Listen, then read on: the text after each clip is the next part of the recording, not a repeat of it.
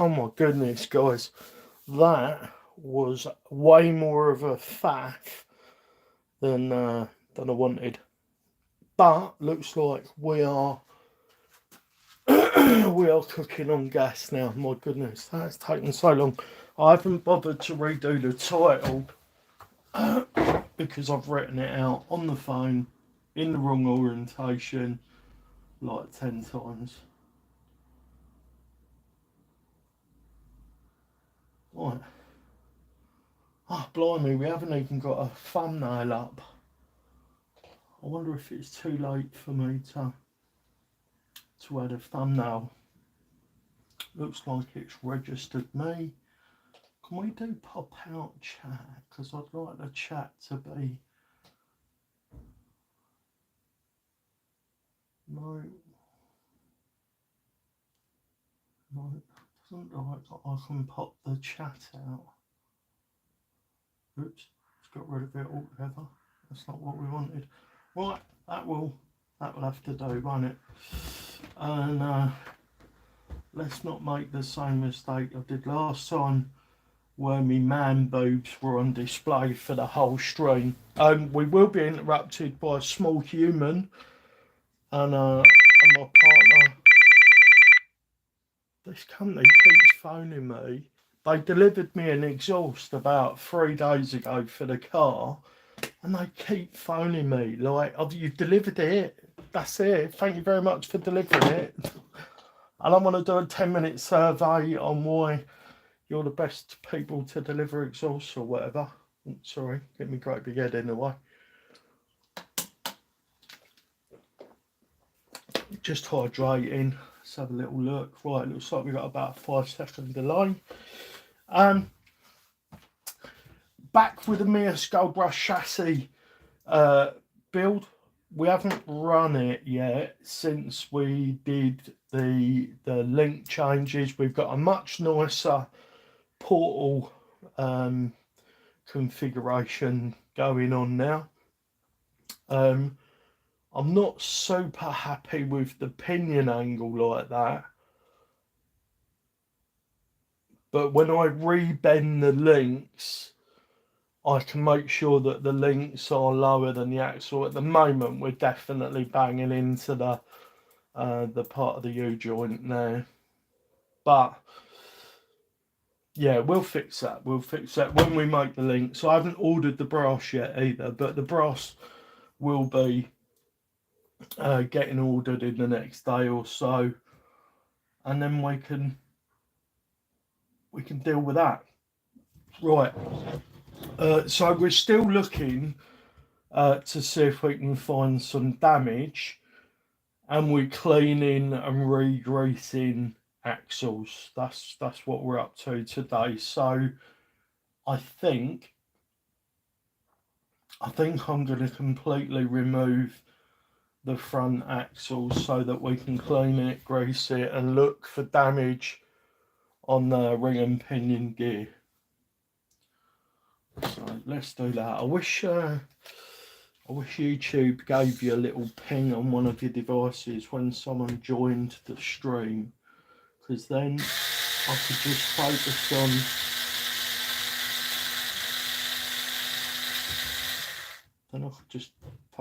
doing this. I did see the little doofer.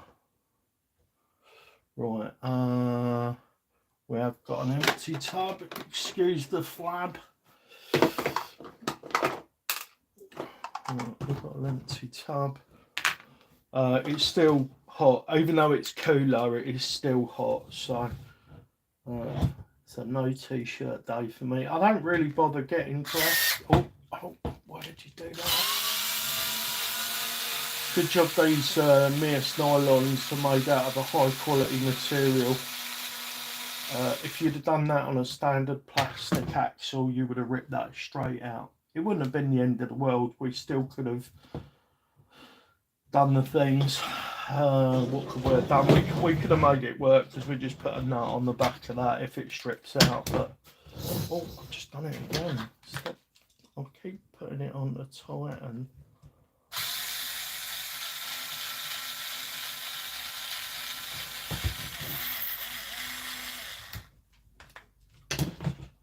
Everybody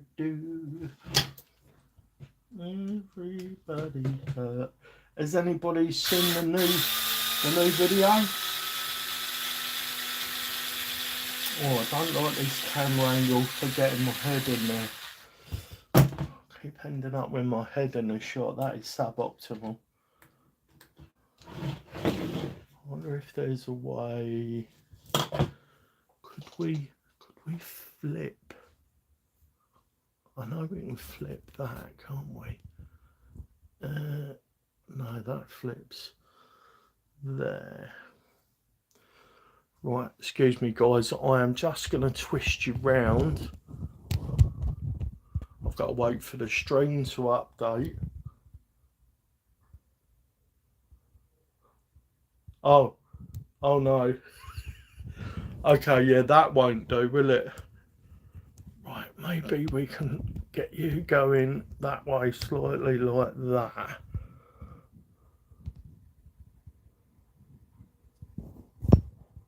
Hopefully that's got the camera away from my head a little bit more and you can still see what's going on. Let's have a look. 5 seconds, this will catch up. Hello, viewer. We have a total of 1 viewers at the moment. Welcome to the stream. Right, that looks better. Hopefully my head doesn't get in the way as much. Right, I'm just looking at this.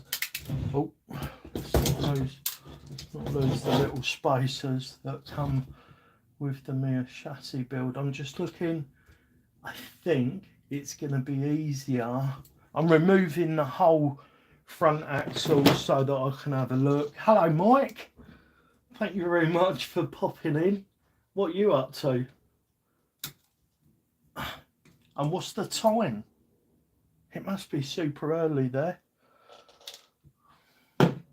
We had, if you didn't see the other part of this, Mike, we had a noise that I can only describe as a stripped gear noise come from Spidey while I was out the other day, and I think it's possible that it was from the new MEUS gearbox that's in here. And if that's the case, that would be a real shame because everything about the MEUS gearbox was good. It's nice and quiet. I don't know whether you've seen this, Mike. I've actually got another one on the way, so when I'm doing stuff like this, I'll just be able to show the gearbox. But this is the new, just finished ordering parts for my Baja. Oh, a 1-to-1 Baja, or an RC Baja. Have you got a 1-to-1 Baja? That would be super cool. Yeah, so this gearbox, brilliant, Mike, absolutely brilliant. I don't know if you've got a MEUS Gold Rush, but it replaced a direct replacement for the setup that comes in this.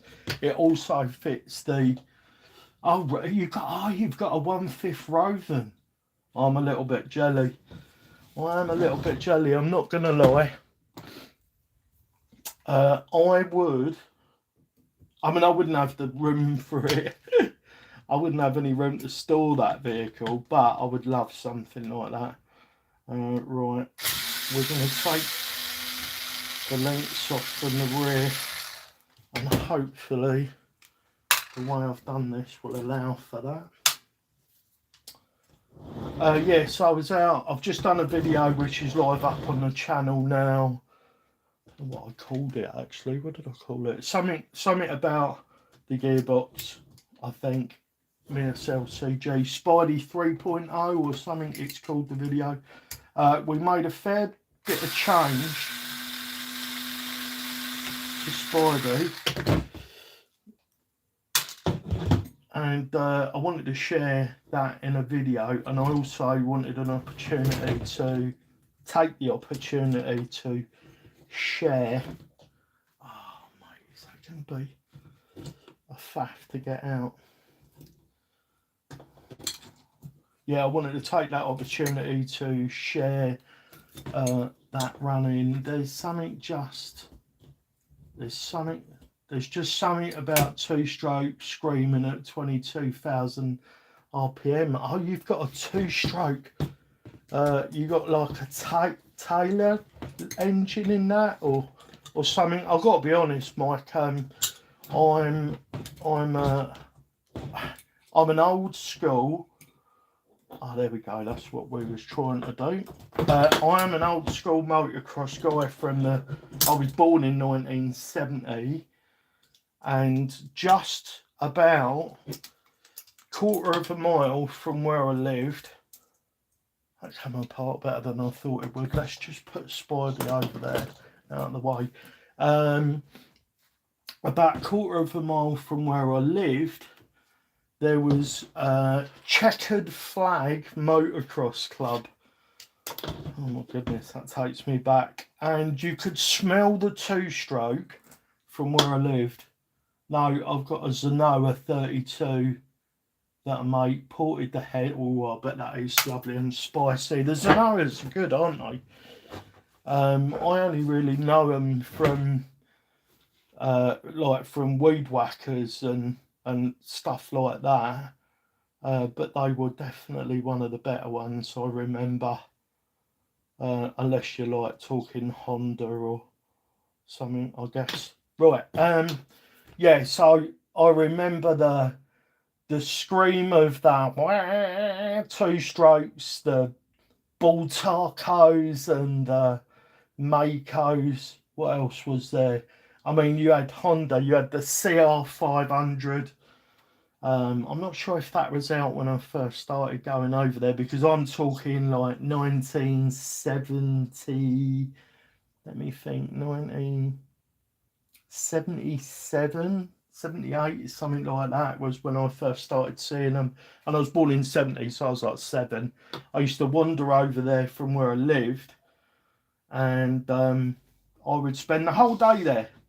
I wouldn't eat, I probably wouldn't drink or anything. I would just be there in my element, looking at all these mad motocrossers going about. And some really kind chap who used to take his son over there let me ride his son's, what was it? I think it was like a little XL50. What was it? I think it was, oh no, it was a little Honda. I can't remember the name of it now, but just a tiny little Honda with little monkey bike wheels on it, and it let me have a go on that, and I got about 30 feet and then crashed into a fence, and that was the end of that. But that was enough. I was hooked on motorcycles for life from that point. And I say for life, I wouldn't get on one now, because I've got a 3-year-old and I've seen too many accidents over the years. But yeah, that's my memories of two-stroke. That's where that comes from. Right, so we did get some crunch noises from Spidey while we was out the other day. No, that's the wrong one. I picked the wrong one. And we're still looking. We've had the gearbox out. We've had the portals apart on the front. We've had the rear diff apart, and now we're taking the front diff apart because we've got to try and find it. There is a fair bit of play. This probably could do with shimming. So if it is the front stripped out, it will be because I didn't shim it correctly. And I guess I've only got myself to blame for that. I got my mate's pit bike tonight. I got on my mate's pit bike tonight, went about 100 feet and took it back. That'd be me now, Mike. I'm done really with all that stuff. Like I say, I've got a 3-year-old now. I don't really want to romanticise about the old biking stuff in front of him, because I'd just rather he didn't have a motorbike. And I did see a couple of people take their last ride on a motorbike not that long ago. I literally witnessed the accident, and it was just awful. Poor sods went out for a nice day out. We're gonna thinking if we just steer. It's just catching on that screw. Let's wind that screw in a bit. Yeah, I saw a couple of guys go for their last ride, and it was over in a flash. You got to get yourself some of those magic trays, man. They're good. A godsend for screws. Yeah. The thing that Venom is sat on there, that's got a Magna plate on it, but I'm kind of a bin guy, but I have seen those, Mike, and I'm not adverse to the idea of using them. Right, let's see if we've got any crunch teeth in here. Yep. Oh, well, do you know what? That is really, really good news, because as you can imagine, I kind of wanted the damage to be in the diff. Oh yeah, there's a chunk missing. Now after the noise, after we got the crunch, it sort of went like that. Not maybe half that amount of time, but yeah, that noise. In a real serious bind, and I beat the snot out of these. But I'm going to say that it wouldn't have happened had I have shimmed this properly. So I really do believe that this was on me. Now the question is this an overdrive gear? I don't think it is. This might be the one that came with it.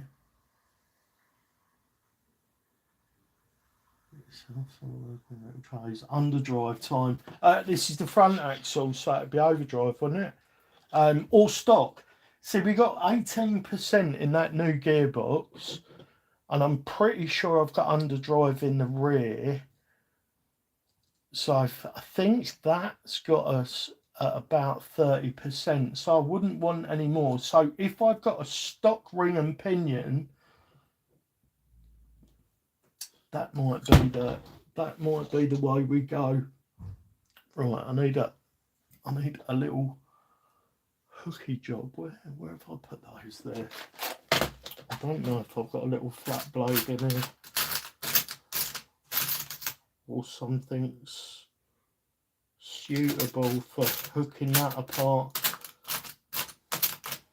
I don't know whether you know, Mike, but I'm raffling off this guy. This is Venom. It's a Team Revolt Tsunami build with some decent bits in it. Yipping servo, MEUS isokinetic axles.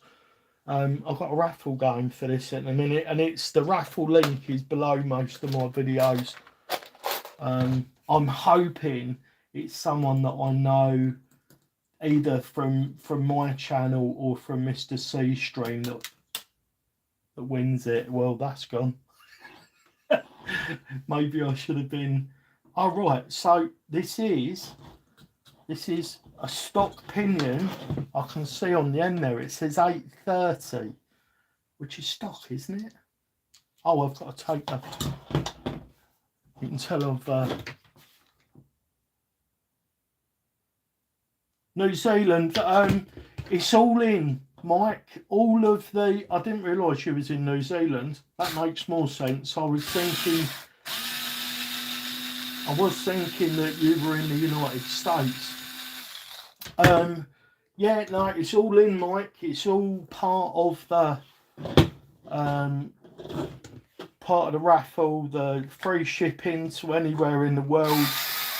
And I'm in the UK, so New Zealand wouldn't be too bad. What's the weather like out there at the minute, where you are? Like, what's the climate like? Is it? I know you guys do get beautiful summers, but I also know winter's very very hard too, isn't it, out there? I'll tell you what we're going to do. We're going to put that one back in there just so we've got less screws to remember. It's cold, is it? Oh dear. Oh, do you know what? Out of the two, I used to love the cold. But as I've got older and my joints have got more painful, I'm also not a fan of the cold so much. But I am, in as much as when it's cold you can put more clothes on, and when it's hot it's not quite as easy, is it? These guys are shifting. I'm actually going to Loctite these so that this bent link sits up a little bit more, because we are bashing it into the rock. So all I'm going to do is put a little bit of Loctite. It's winter here now. Oh, mate, New Zealand. I'm thinking of bloody... Where was I thinking of? New Zealand. My cousin lives in New Zealand. Where was I thinking of? I was thinking of a country that might exist near Norway. What would that have been? No idea. Anyway, New Zealand. Yes, it's because you're in the southern hemisphere. Northern, southern hemisphere, right? Yeah, I don't know where I was thinking of. Yeah, so right, that all looks like it's in good condition. Let's pop those in there. Don't see any issues with any of that, which is good. Oh, that decided to pop out of there. All of this is going to need a spray down and a clean up. And I can see, yeah, the pin. I've got one of the really early sets. Yeah, you're down south, aren't you? Of course you are. Yeah, I don't. Is it Victoria? My cousin lives out there anyway. She moved out there. They went to Australia from England and opened a skating and surfing shop. And that went absolutely... Oh, bless you. Thank you. Like, this is... I kind of feel... I know Crawler Canyon was against it, but then Crawler Canyon gets a lot of donations and stuff. And I suppose with Crawler Canyon, you do get... I mean, I've learned so much from that guy. So you get that. That's where the value is, I guess. But for me, I think where the value maybe comes from being a subscriber here, if indeed there is any value, is that people get to win a build. So they get to support the channel and they get to win a fully custom build. It's got rebuilt Chavtex on it, Yipping servo, it's got a secure ESC and motor combo. It's the 3625 and a 70 amp ESC. It's going to come with the hot racing version of this. It's exactly the same radio, essentially mostly the same radio, except it's not the button version. It comes with a 8 channel 10 or 20 model radio with receiver, completely ready to run apart from battery. So what was I saying? Yeah, so I just think this way people get to support the channel, and they stand to get something physical in return. I also know that the doc, of course, gives trucks away, and that is... I'm not trying to copy what he's doing over there, but I think he's getting a lot of the stuff right with the... with the whole deal. I think he's doing a great job in a lot of respects with regards to a lot of the stuff. Yeah, there's the little bit of metal. I don't know if I can show you clearly enough, but there's the broken... See the shiny tooth there? 2 broken teeth. Oh, do you know what, Mike? This is the last place I took apart. So I've taken apart the front and rear portals, the rear diff, and the whole blooming gearbox. And I'm pleased. I am pleased though. So it definitely wasn't the gearbox. It was this. So what I will do is I will take a photograph of that. And so before we put this together, we need to shim it, don't we? Yeah, I'll take a photograph of that so I can just do a post for anybody who hasn't seen what Wagwan in the stream, because I streamed yesterday. And I love Mr. C. He's a grumpy bugger that doesn't like change. He's a lot like me. I try not to be grumpy, but I am grumpy. You can ask my missus. He's my little boy. Sorry, there'll be a bit of noise and chaos for a minute. Hello, bud. Daddy, you guys got me some water. Run out of fizzy water, Mike. And come on in, let's go. Yeah. Daddy's just had to move a load of stuff so he could do the stream. Yeah. Could you pass me one of my waters, please, darling? So yeah, he's like me, Mike. He's Mike's having a go in the competition to win Vellum Boat. Oh, nice. Yeah, and Mike lives in New Zealand, which is where cousin Terry lives. Yeah. You are. Oh, look at those muscles. Right, come on in. Let's leave Daddy and the string to it. Okay. Cheers, guys. Love you. We are the RC family. I'm just having a little look. Do you know what? This looks like it might have sustained a little bit of that. Is that? Yeah, it looks like it. Do you know what though? Considering this was poorly shimmed, I'm looking at that and I'm thinking we've had a win really. I could definitely continue to use that, but I'm not gonna, because if there's something we've got a lot of, it's in the other bag. If there's something we've got a lot of, it's stock ring and pinions. So if I'm correct in thinking, this is an 830. Oh, now I'm questioning myself. Does anybody know? I've been watching CC for about 3 or 4 years. Oh, Mike, wow, you're way back. I kind of remember hearing conversations between you and Mr. C that date your online friendship or whatever. Whatever the best way to describe it is. That's not got any markings on it. There we go. We got an 830 and some shims. So let's try that. I wonder if I threw one away. I did have one that, for whatever reason, just wouldn't fit. Wow. How long have I been watching Mr. C? I'm just thinking how long I've been watching Mr. C for, Mike. It might be as much as 2 years.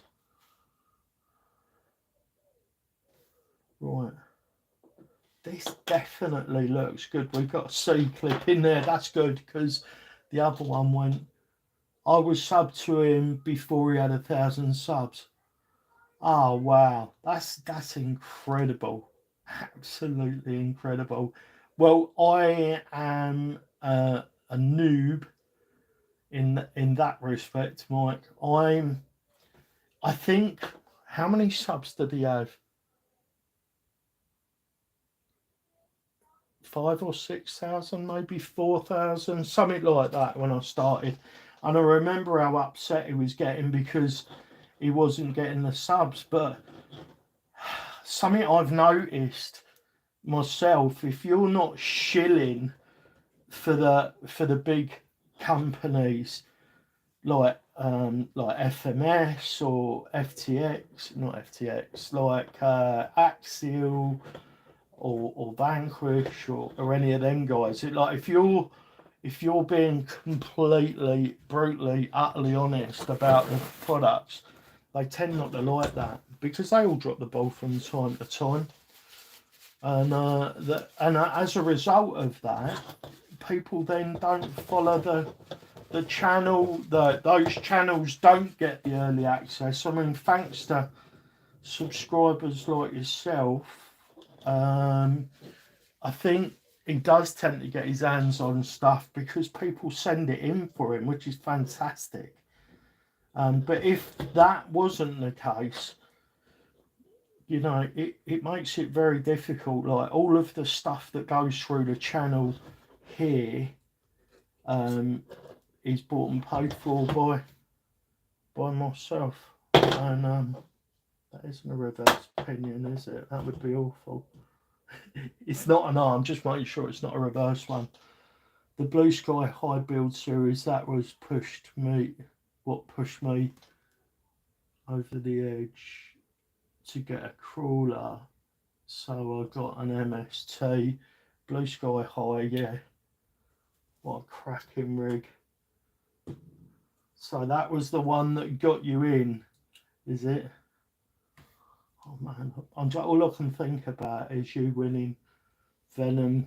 Now, that would be incredible. If Venom ended up in New Zealand, oh goodness. It's like I told Phil from Poor Boys RC.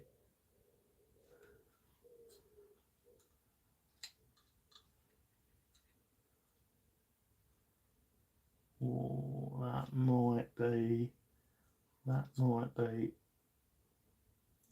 no play. Alright, well that shim is a little bit too much. We're going to pack these bearings with some diff grease, which I've got to one side. Right, let's get that, and we'll put that right over there near the bin pile so we know that we're not reintroducing broken parts accidentally. Right, shimming.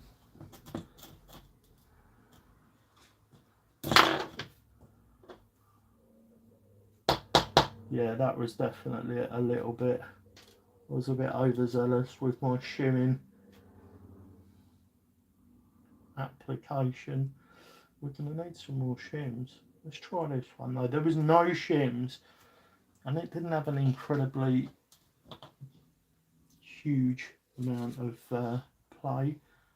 Looking at where the C-clip goes, I'd say we are close, if not absolutely bob on there. Right.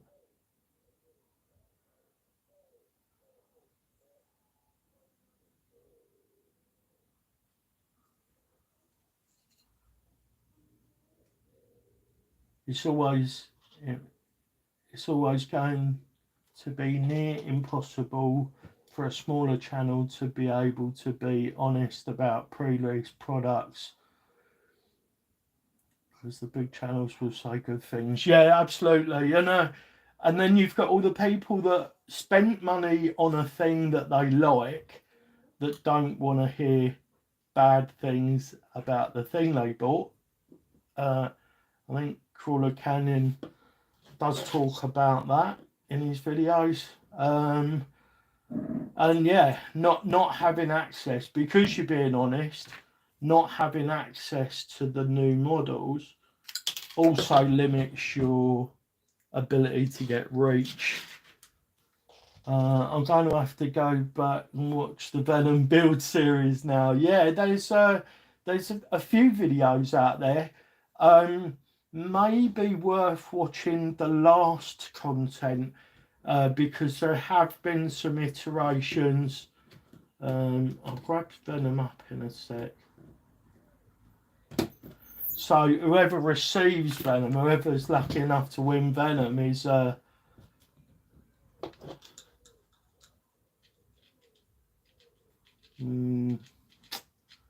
shim. Maybe once we graced it, we'll put it back together and we'll see. The red chat conundrum. Oh, the red cat conundrum. Oh yeah, yes indeed. Yeah, so there's been a load of iterations since I first built Venom. Let's grab him up because you'll probably want to have a little close up look. So we've got the sort of fake cage in the windows now, which is I did with fishing nets. I think it looks really. I was going to use ladies' fishnet stockings. It doesn't come with Sedonas. It either comes with cash back, so you'd actually get some cash instead of the wheels and tyres, or it comes with deep woods on carbon fibres. I'll grab them down so you can have a look. And obviously we've got the hood ornaments. I kind of feel like this might be a bit of a shelf queen shell, and then maybe I'll include another shell with it. The hands articulate, you can stand the hands up as well, you know, if you was posing it on a shelf. Custom paint job by my good lady, very clever. Yeah, there's all the secure stuff, all custom brass links. Is there anything else? The original video, it was shown with Desert Lizard shocks, which I've taken off and replaced with Chavtex, really nicely built Chavtex, but I'm still going to include the Desert Lizards in the box, so you're getting an extra set of shocks over what was originally there. So let me, and of course the MEUS isokinetic axles, which are absolutely fantastic. These might be my favourite axles overall, just because of how cheap and how durable they are. I've really beat these axles up, and this is the first breakage, and it was just a couple of teeth. I'm just grabbing the wheels. So these are the wheels and tyres that it'll come with. Mike, they're brand new. They've got Revolt 3D printed inserts in.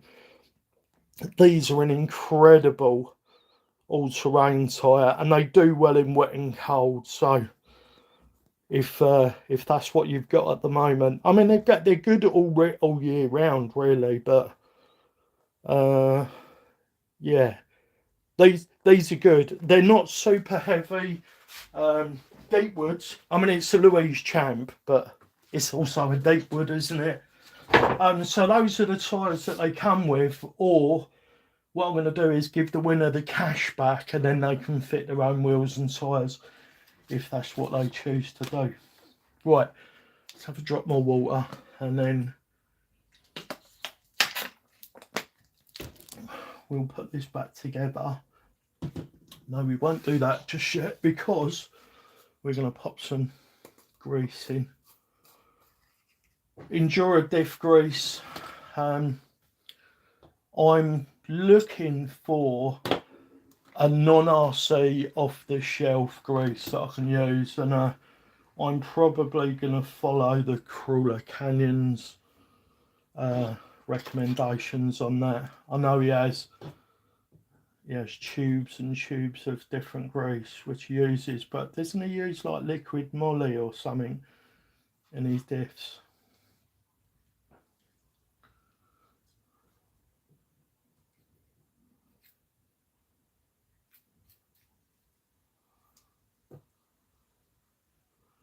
The draw is at the end of July, Mike. Okay, I need that, Rick. I'm entering multiple times. Oh, bless you, Mike. I really appreciate it, and good luck. I'll take them. Yeah, when's it drawn? CV joint grease. That's it, CV joint grease. I've been using this Endura grease for a while, because to be honest, they sent me some with some of the tyres that they've sent out. Enduras have supported the channel, bless them, and they were happy for me to be honest about the stuff. And I'm sure if I had like a really negative experience with something, they might stop sending me stuff because of what I said. But so far, any criticism that I've had, I've sort of shared with them and put in the videos, and they've been okay with it. It would be lovely for like you or Shaker MT, CV joint grease is all you use now. All right, I'm sold on that then. I'm sold on that.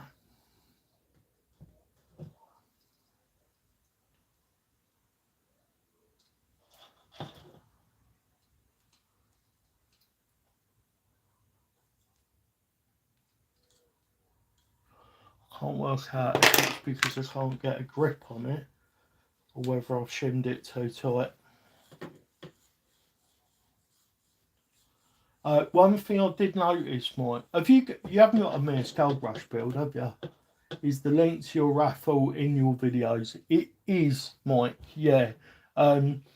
Any of the content on well, any of my recent content should either have a link in both the description and the pinned comments. Yeah, so it should be easy to find.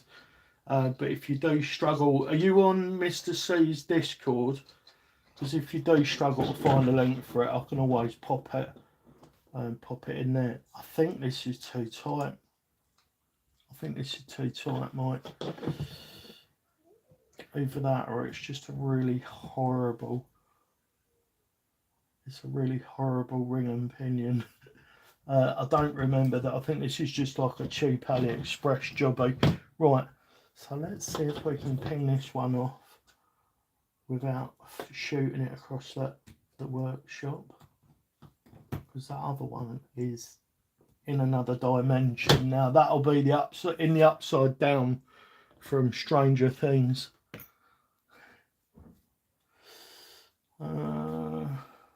I use my 5th scales too. I use it in my 5th scales too. Right, okay, so if you do have trouble finding it, let me know.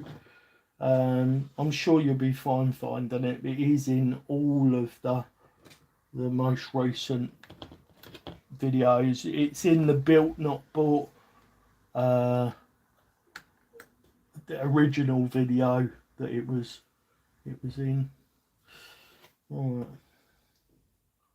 I wonder if this pinion, this high pinion, was machined slightly differently, and as a result we don't need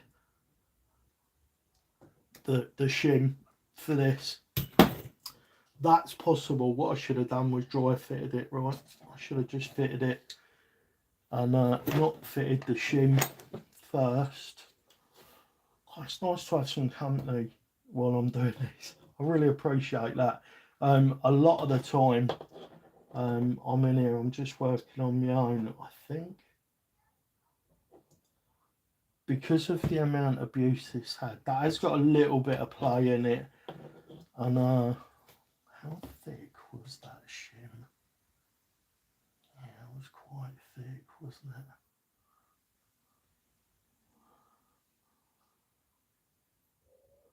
Ding, ding, ding. Oh yeah. See, now I was thinking, oh, that's not too bad, but now I've done that. I'll check that when this is done. Bless you, Mike. I really appreciate that. I was thinking, wouldn't it be funny if I'd be so nervous if Mr. C won it and then did like a roasting Riggs episode where he was like, well, I won this from the RC family. Let's take a look to see how rubbish it is. It's not rubbish, Mike, I promise. Okay, there's a little bit more play in that than I want. Oh, dear. That was quite a thick shim. No, we're not settling for that, Mike. We're going to take that back out. Yeah. Oh, no. Now I'm on the fence. What am I going to do? Do you know what? This rig has done so many miles with it as it was. And it was only because I was in an absolutely pig of a bind And I was in, well, if it breaks, I'll know if these are any good mode. And I just pushed it in the bind, and of course then we got the that dreaded noise. How long have you been into RC, Mike? If it's anything like me, I built my first truck, which was a Tamiya Hotshot Pro in 1985. It was for my 15th Christmas present, and I consider myself to be extremely lucky, because that was a lot of money. There used to be a thing called the K's catalogue back in them days, and every house had one or two of these catalogues. I'm not sure if it was K's. I think it was a K's catalogue, and in there, on about page 570, after all the kitchen appliances and stuff, they had the toys, and in the toys was the Frog, the Hornet,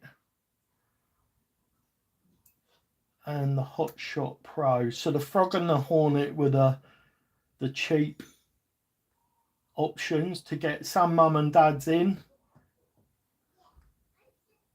Grasshopper, yeah, there was a grasshopper, that's it. There was a frog, a grasshopper.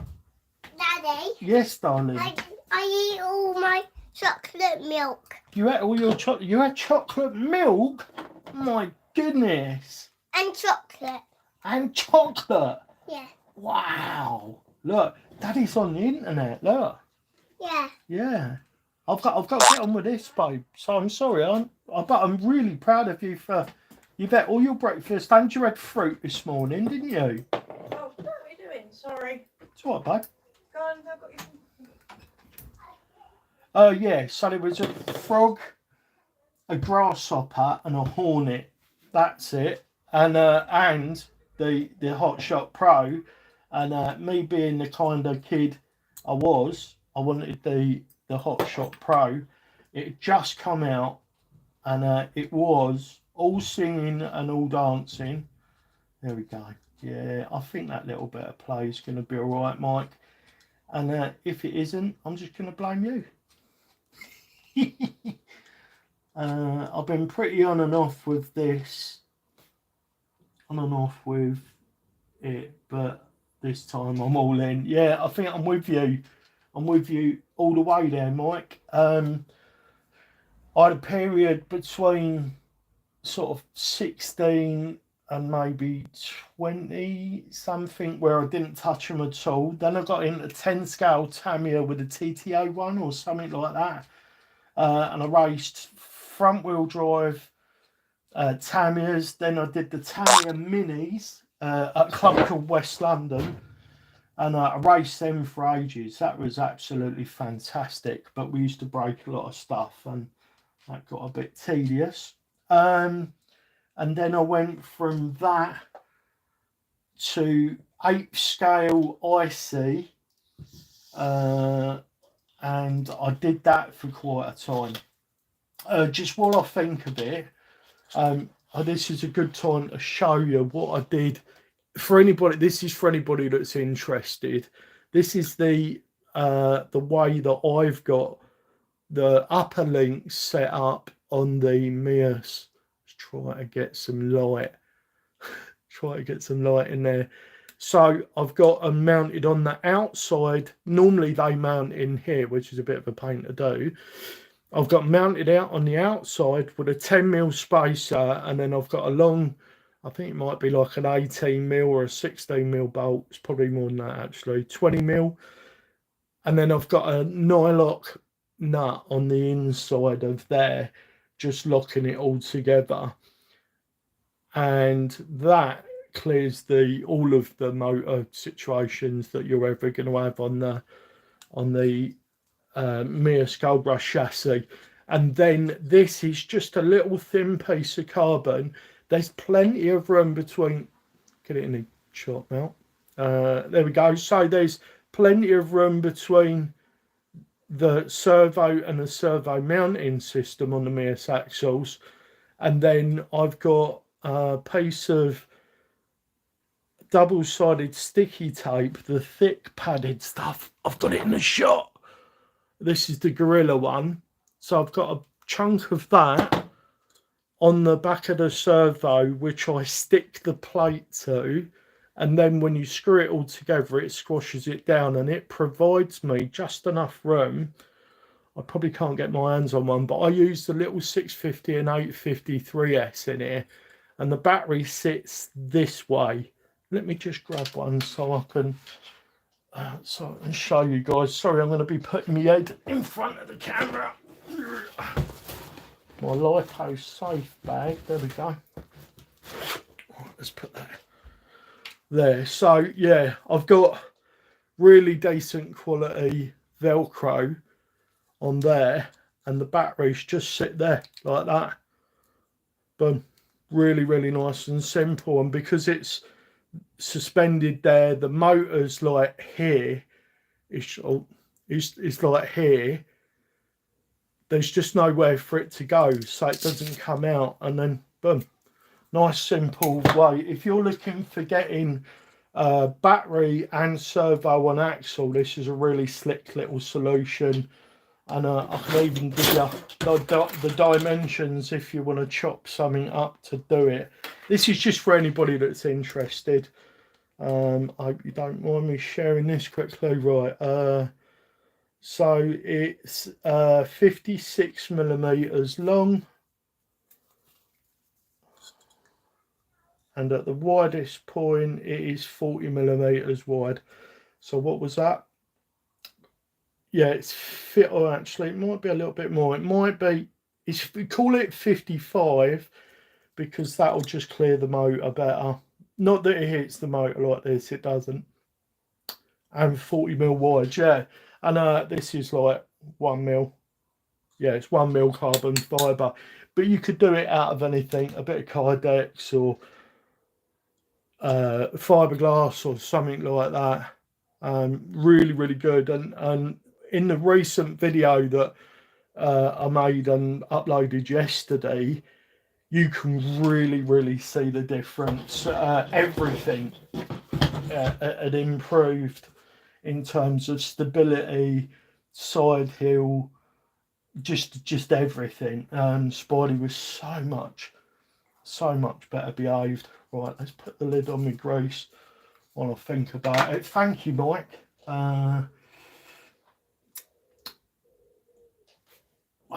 Yeah, I've missed some chat. Mike's been doing this time for about 4 years.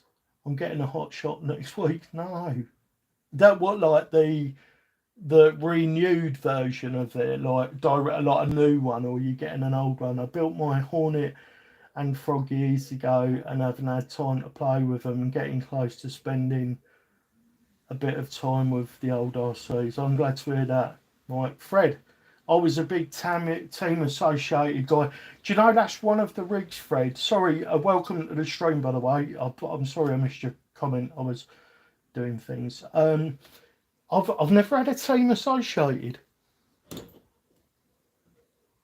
Am I telling the truth? What have I had? I had those little mini buggy. Were they team associated? What are the little what's a micro B? Is that team associated? I had a micro B. I had a pair of micro Bs that I bought from a friend, and I used to run them about with a mate of mine, and they were great. Yeah, thank you, Mike. That's a great setup, man. The RC10, yeah, I know the RC10, the RC10T, and like all of the variants of it, but I'm just trying to think if the Micro B was a team associated, because then I have had one, but if not, no, I haven't. Right, we fixed it. Not that, so even after it slipping, it was driving fine. About 40% of the video that is up on the channel showing off the MEUS LCG Gearbox for SCX10 and Gold Rush, about 40% of that was after the noise. Are we going to rebuild? Let's rebuild we'll rebuild the axles off of the vehicle. On the vehicle, I mean, because it's just, I think it's easier to do all the links and that with less stuff hanging off. Not sure if anybody agrees with that statement, but that's what I'm gonna do. Team Lossy. Oh, that's it. It was a Lossy, wasn't it? The one that I had, the micro B. They reissued it. Team Lossy was good too. Yeah, I think that's the only Lossy I had. So back in the day, I think my IC buggies were Kyosho. The 1/8 scales were Kyosho and RG. Oh, such a long time ago.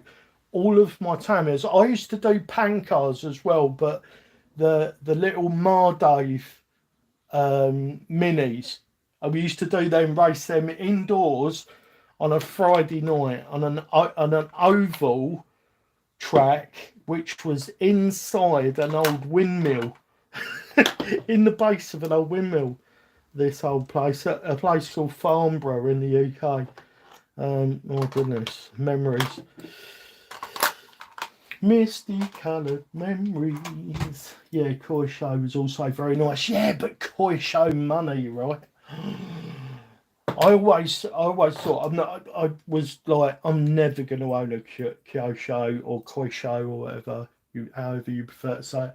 I'm never going to own a Kyo Show because they are super spendy, the parts were super expensive, etc.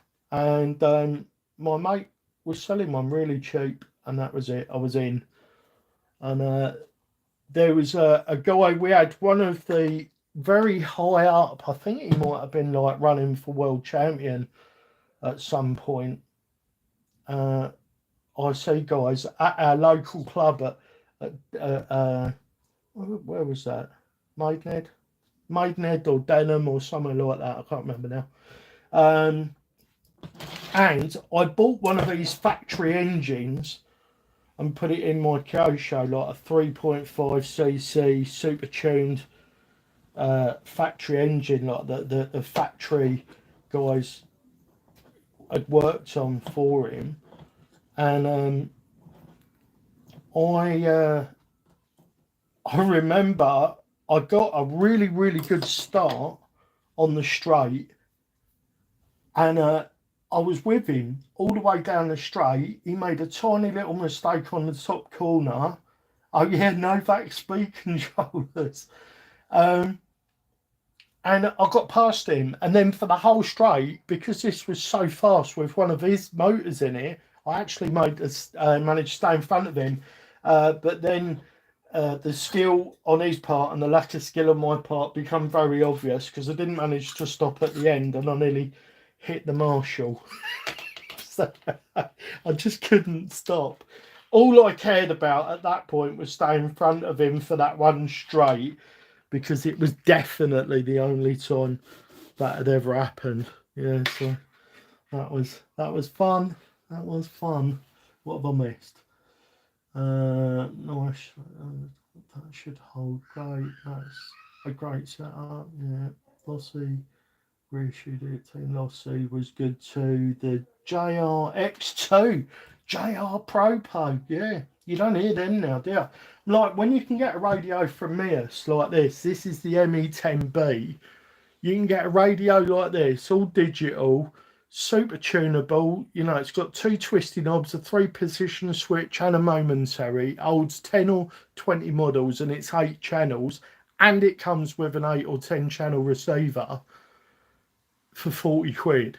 Or you could get the hot racing version for 20 quid with a receiver included. It's difficult to justify spending like Futaba or JR money now, isn't it? It's like they were the guys back in the day, but they must hate the competition that they've got now. I think if you're one of those guys that will just buy like Kyosho, JR or Futaba, no matter what the price is, then you're not gonna go to a 20 quid radio because you've just been used to having all the refinements that you get on the expensive stuff. But we're doing this about as candid as I can manage, guys. I hope you appreciate the struggle. I just saw a comment pop up. What am I missing? Oh, let's just drop that there for a sec. Yeah, it's DSP. Is that what they call it? Futaba was pricey. Some people still run them. Yeah, that is super affordable. Novak speed controllers. There was Novak and another one, wasn't there? I can't think of the name of them. My brain is absolutely properly foggy. So you just switched to Radio Link, have you, Mike? If you wanted, then I could put a Radio Link receiver in this and just not send you the handset if that's what you want, and then I'll just give the handset away on the channel. Let me know if you win, Mike. Yeah, if you win. By the way, Fred, if you missed it, this Venom truck, one of my comp builds, is up for grabs. I'm doing a raffle. You can win it for as little as £1. The Sedonas aren't with it though. It actually comes with Louise Champs, which are same as a Duratrax. Yeah, you can win it for as little as £1. The link's in all my videos. I'm actually going to try and oh, this is suboptimal, isn't it? I wonder if I can move that, get the tail of that in there so we can have this so people can see what's going on. Right, that's better, isn't it? Right, we are going to do lower links first. All custom brass on these. Yeah, from a Fly Sky G7P. Oh, nice. I'll get a ticket. Oh, thank you, Fred. Good luck. That'd be awesome. I'll have somebody that's been in the live streams or that's been following the channel for a while or whatever win it. Like, it is a public raffle, so it is possible that someone who's never seen the channel wins it directly from raffle. I mean, like, you know, good luck to whoever wins it, but it would be nice. Like, personally, for me, it would be nice if it's someone that's, you know, been part of the channel for a while. This is my way of trying to monetize the channel in a way that gives back to. I'm making a pig here. It is. Yeah, I'm trying to monetize the channel in a way that gives back to people. And if you ever see like an affiliate link for me, it will be something that I use or believe in. I would rather not make 50p a couple of times than just put links to every piece of crap I find on the internet. Unlike some of the channels, that's not what we're about. That's not what I want to be about. So because of that, so those channels make a lot of money from affiliate marketing.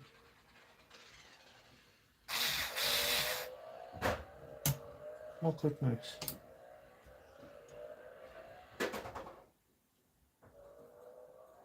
Oh my goodness. Thank you so much, Fred. Oh, bless you. You know, that's not happened. That isn't a thing that happens. So, thank you so much.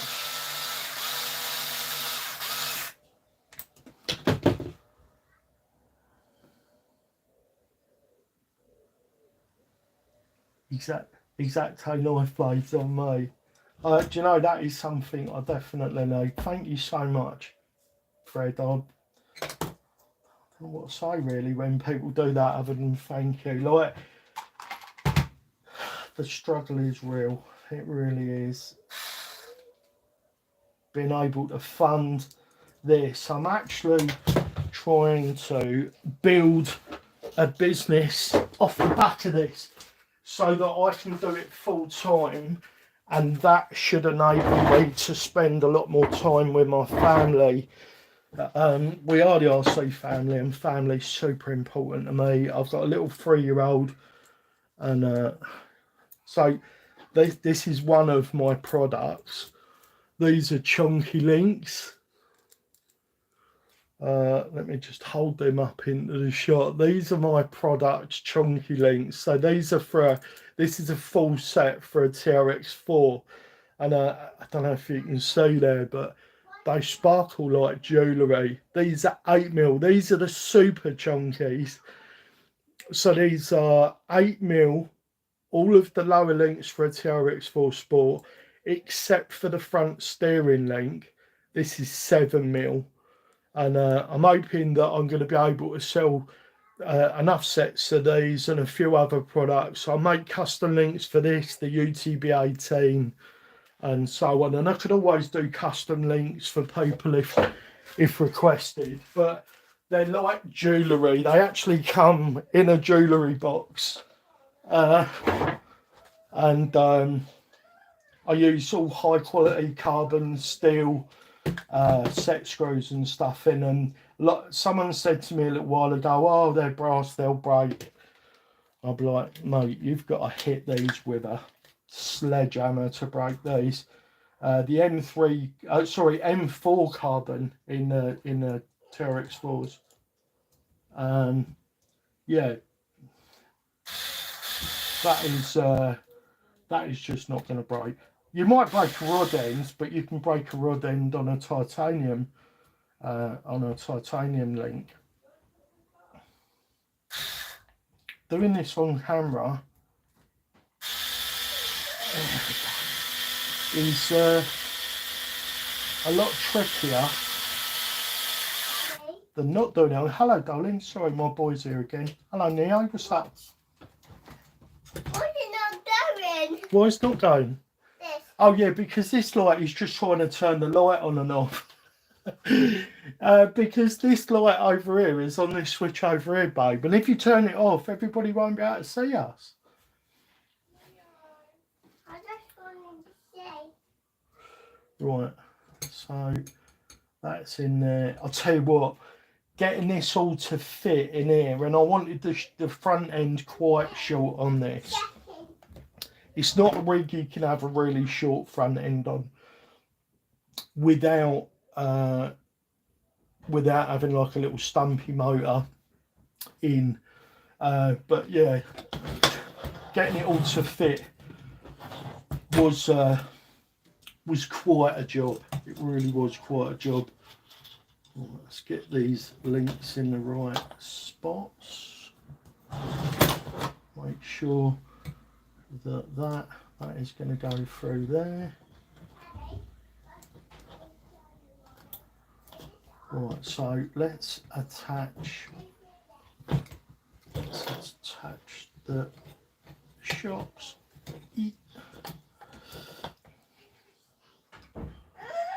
And then last but not least, we're going to mount the other bits. What's up, babe? What's up? Come and give me a hug. Come and give me a quick hug. Hello, mate. Don't try not to kick the camera because you'll make people dizzy. What camera? This camera, look. Up there, look. Look, it's Daddy's fingers, look. Kiss, kiss. I can't reach. Oh, you can't reach. You want to put your fingers in there? All right, look. All right, don't touch the camera. Look over here on this screen, look. Yeah, I'll put your fingers in there, look. Say hi. Hi. And look, there's your fingers up here, look. There they are. It's in a bit, bug. I can do it. No, You did do it, yeah, you did do it, yeah. There you go. Say hi. Right, can I, Daddy? Say thank you for having a go in the competition. Thank Go on, smell. He speaks so well for a 3-year-old. Do you know what? I'm so proud of it. You guys probably can tell. I am so proud of him. Right, where are my tweezers? There they are.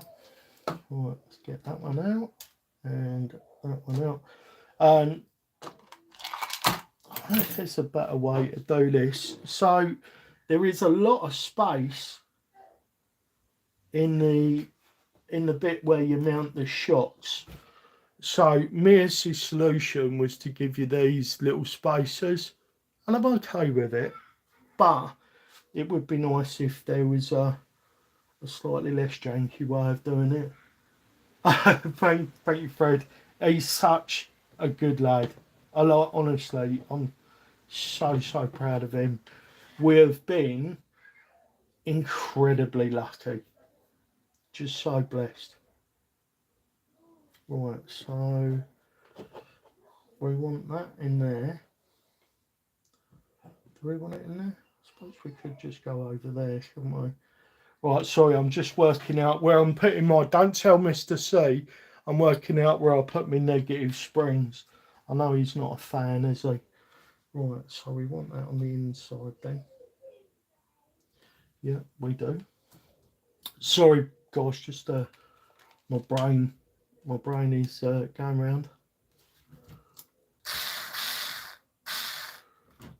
Have we undone that enough? Nope. Forgot to put spacer in first. Silly Billy. Right, so let's put the spacer on first. Then we get our shock. These Chavtecs. Do you know what? I don't think I could have built as many rigs as I have.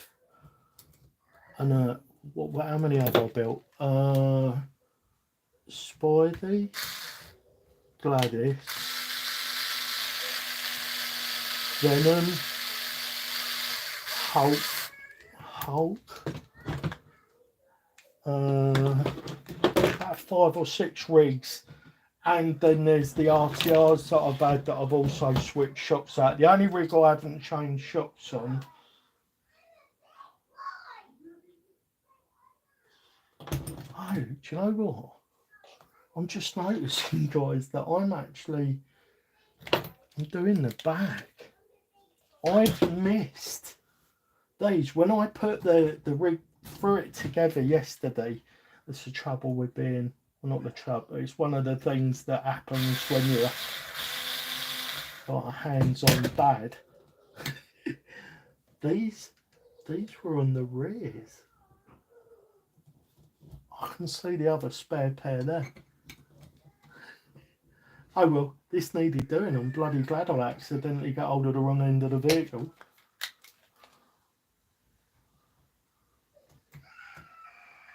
Oh dear. Oh, it's about the time Neo has a nap and he gets very emotional. Bless him. It's a difficult time for toddlers. Their prefrontal cortex is not anywhere developed enough to deal with the things that the amygdala is doing. So he's got all this huge emotion and no way of the brain really quantifying what's fair and what's not. Have any of you guys got kids? I'm guessing I'm not the only one who's an RC daddy.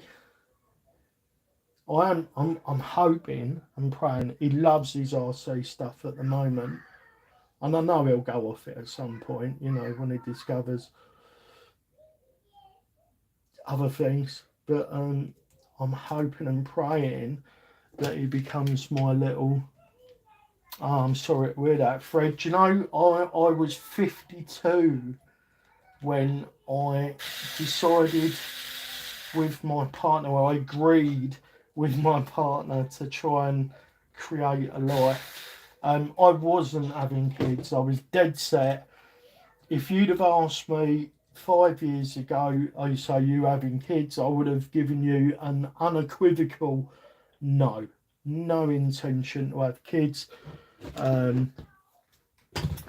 It wasn't something that I felt I would be good at, and I kind of felt it was like a really important job that you have to get right.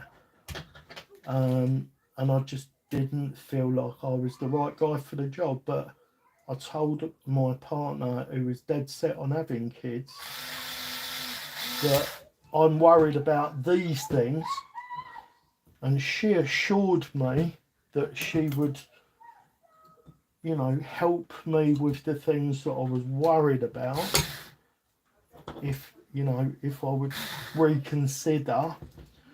And we did that, and then we created Neo. We agreed, and I've never looked back. I do, but mine's 21.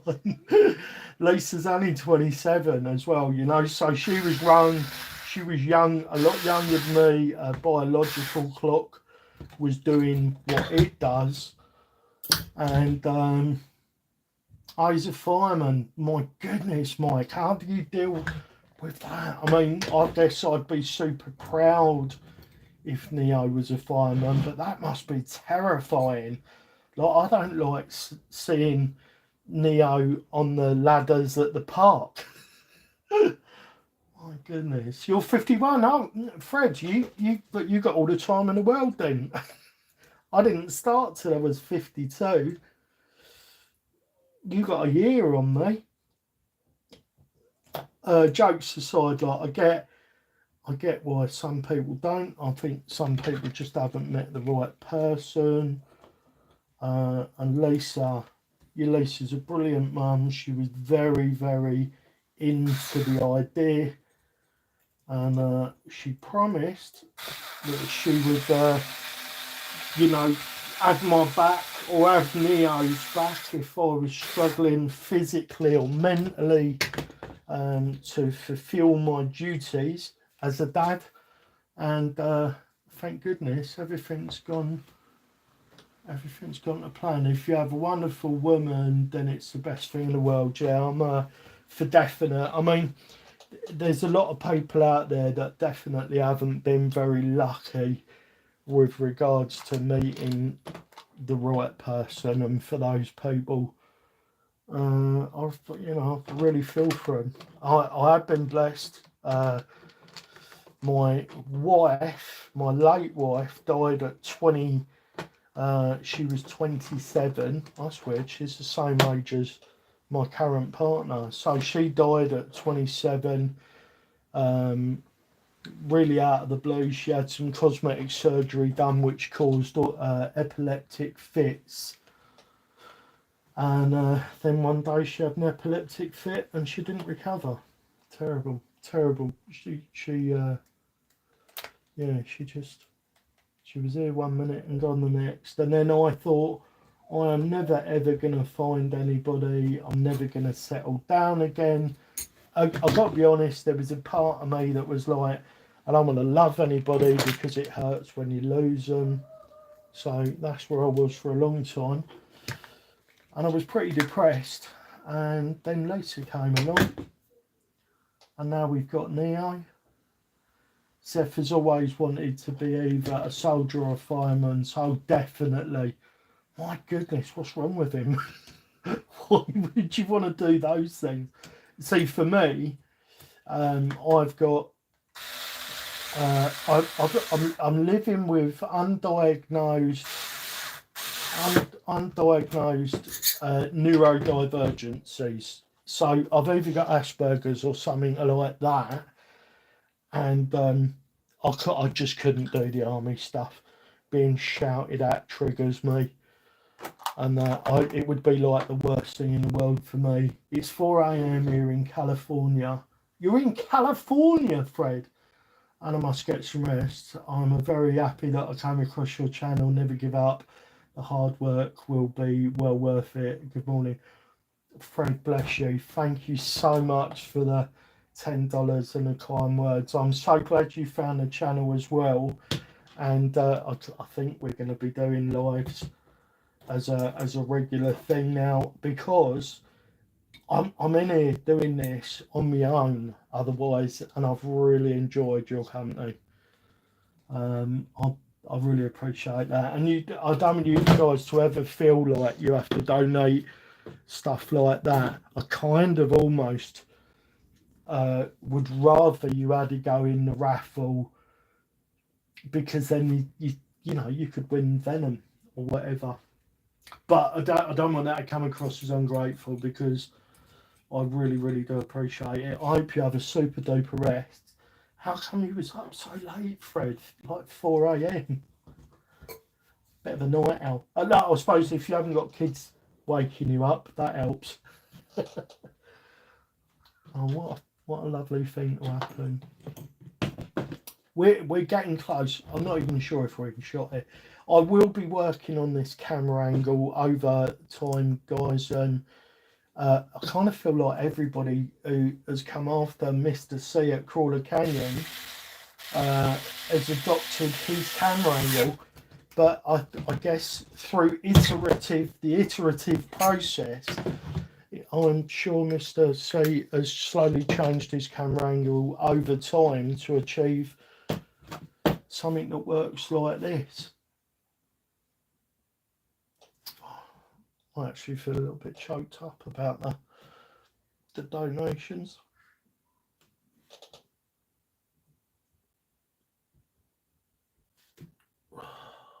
Right, I'm thinking. I know I'm constantly trying to keep the chat going for the stream. If I do go quiet, I do apologise, guys. It is just my brain taking a moment to work out what's next. Right, that goes in there. Now that must be this side, and that goes into, no, it's this side. We'll get there in a sec, guys. We'll get there in a sec.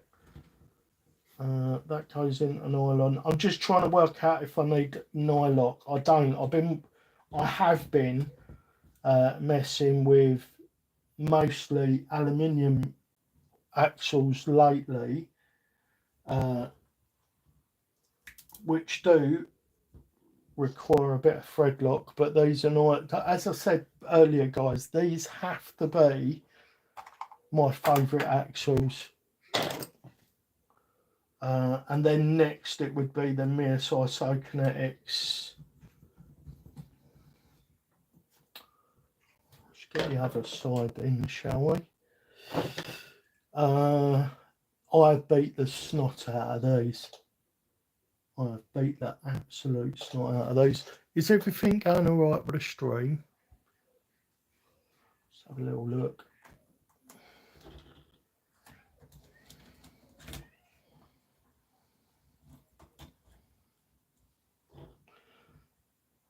MEUS have got this right, you know, as well. Well, I've got, so here's another thing. Here's another reason these are one of my favourite axles.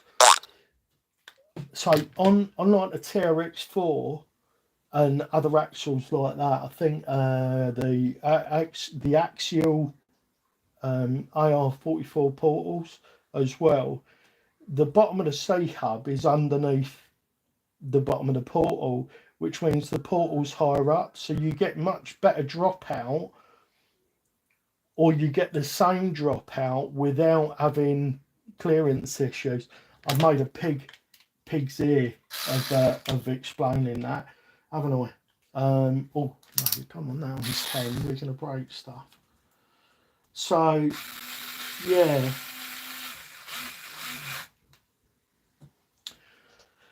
I really like it. I think they've nailed design. They've put gussets. I do love a gusset. They've put gussets in there. They've just nailed it. You've got all the bracing across the top.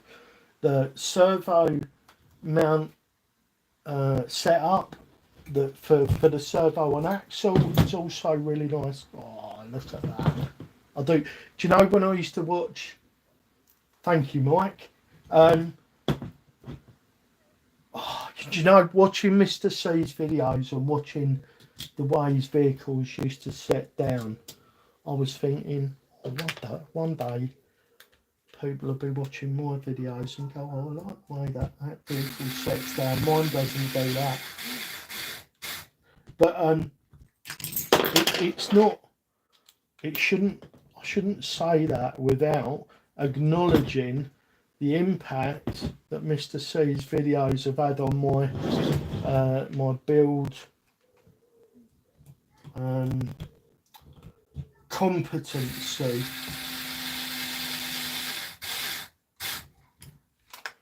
I definitely. Oh, that's too tight.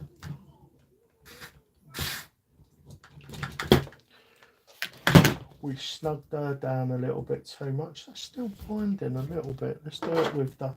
Let's fine tune it with this, shall we? There we go. That's lovely. Look at that pin was sticking out, and we was going to do that while it was out, wasn't we? You fluff.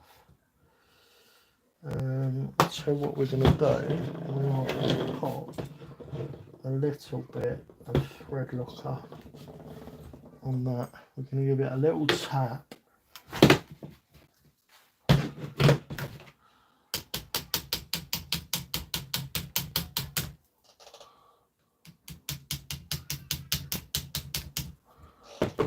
So now when you're talking to Mr. C, Mike, I'll know why there's such familiarity in the vibe. If you've been around for that long in his journey, and so when I first found him, Mike, I went through all the back catalogue. That's it, not backlog. I went through all his back catalogue and watched videos, and I can see that near the beginning of his journey, he was a lot less knowledgeable with regards to the whole crawler thing. So this isn't ideal. I would like to have put a little detent next to the pin because that does a great job of holding them in, but I didn't do it while it was out, and I'm being lazy, let's be honest. But I've done this on the left hand side and it stayed exactly where it was, so hopefully this will do good. I mean, I guess maybe it would be better to have done it with let's give this a white. There we go, that's better. It would have been better to have done it with something like red or blue Loctite, because we don't want that pin coming out ever, do we? Right, I was going to clean these while they were apart and I didn't, did I?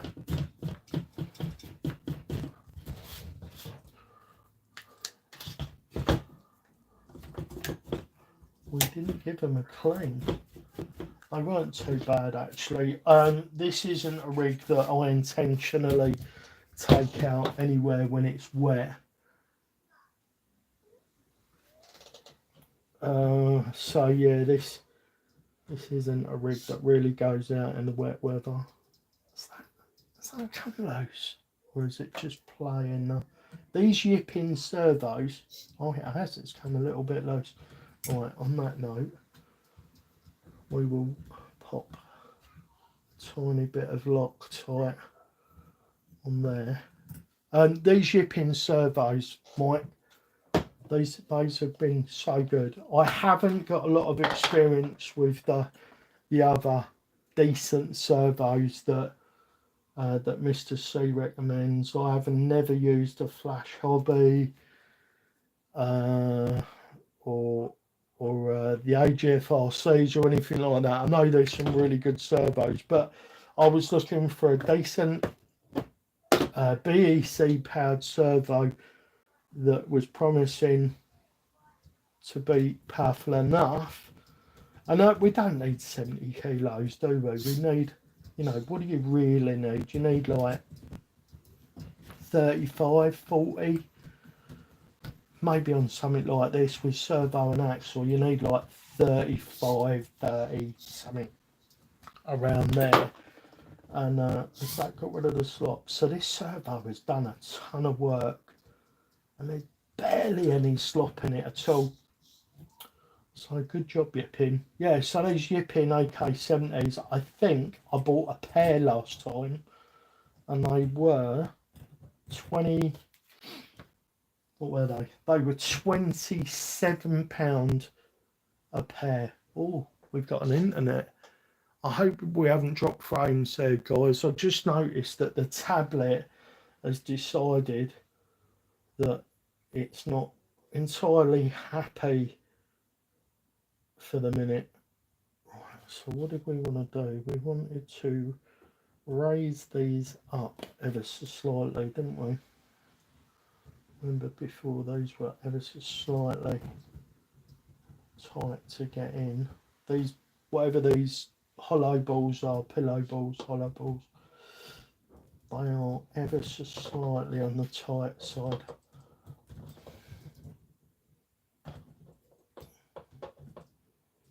Do do do do do do do do do.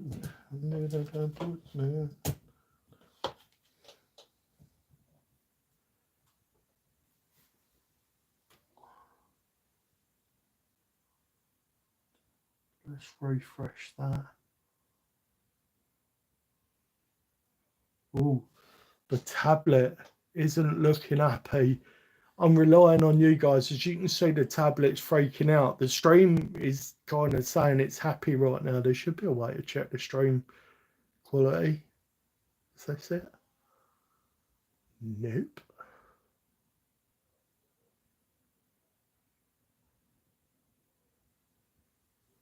Yeah, no idea what's going on there. 35. Oh, right, I have had. Very first view. If you go back to the very first few videos, there is one where him and someone else is building a track before it was the canyon. Wow. Not seen that one. 35 is a sweet spot. I think you're right, Mike. So it looks like we've still got a stream running, but for some reason the tablet, let's just connect again. Let's reconnect the internet. Oh no, what have I done? Reconnect the internet. Yeah, I don't know what's happened there. I'll have to check comments up here. That's a bit of a faff, but oh, there we go. And we're back. I don't know why the tablet did that, but we reconnected, we disconnected and reconnected to the internet. And now we're good. Oh, don't mix that bolt up with the others. Right, excuse me a sec while I just concentrate on getting this thing in there. Oh my goodness. These are just ever so slightly undersized. There we go. Right.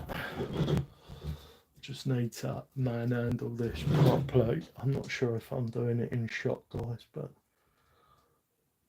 I just need to wedge one side slightly in and then push together. Is anybody else waiting for Stranger Things to come back on the TV?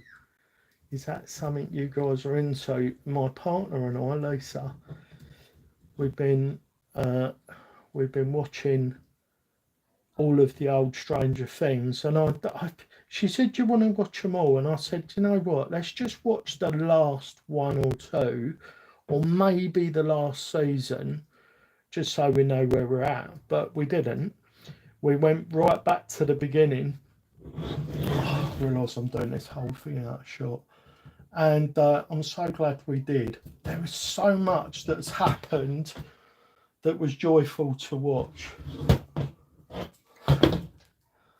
and we have really enjoyed it. I'm really looking forward to it. All of the people complaining about how long it's took and all that. Well, you know, we had COVID to deal with and stuff.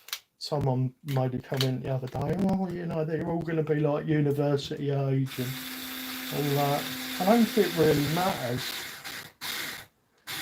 I don't honestly don't think that is going to matter at all. Right, see, this is what I was trying to get rid of, and it looks like it's this side that is the offender or the offendee. I just don't want it to drop down. Something that I wish could have been addressed, and I'm not quite sure, without giving it lots and lots of brain time, how they could have made this better.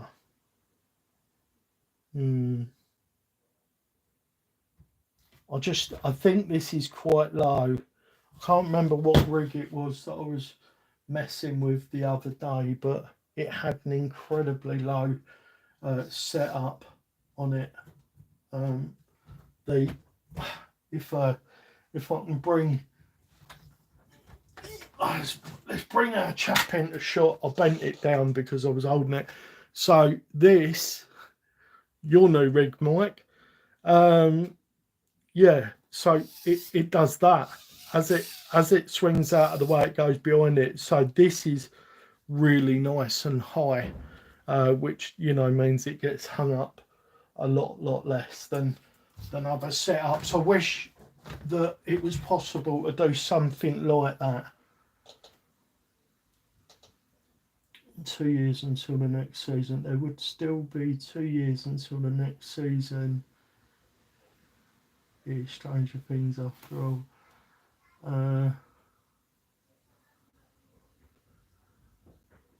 A friend and I are talking about doing a YouTube thing in the future. That'd be great. Are you my orange? You ate all your orange. Oh, you've eaten loads of fruit today, babe, haven't you? Well done. I'm so proud of you.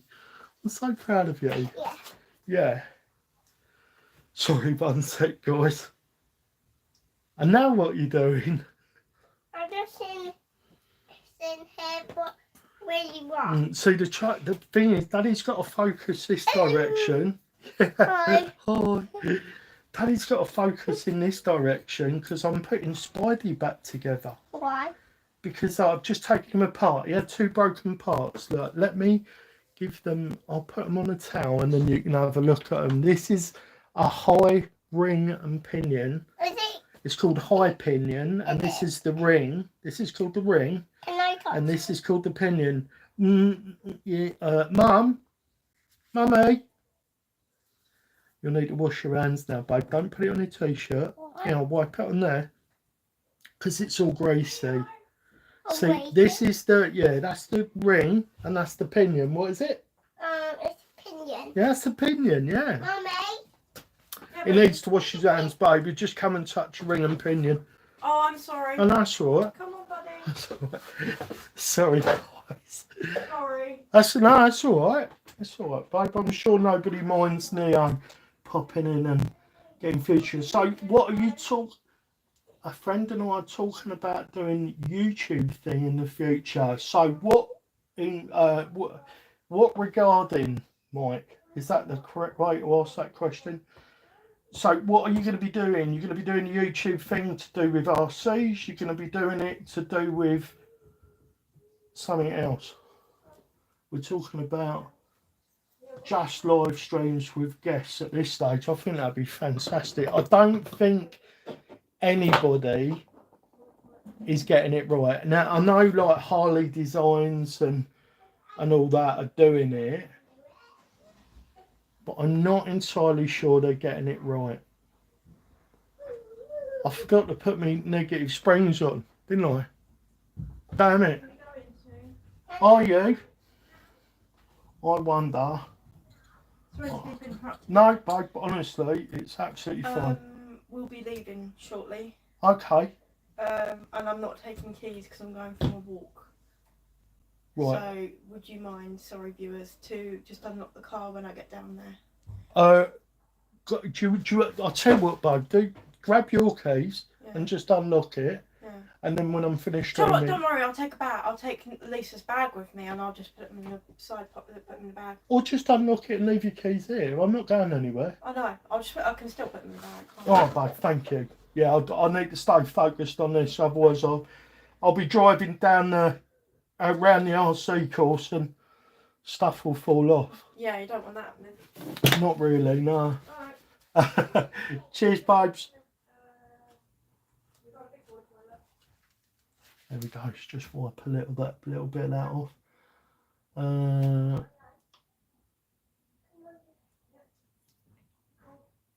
I'll super sure. Just a wrenching session with a guest. I think that's a brilliant idea.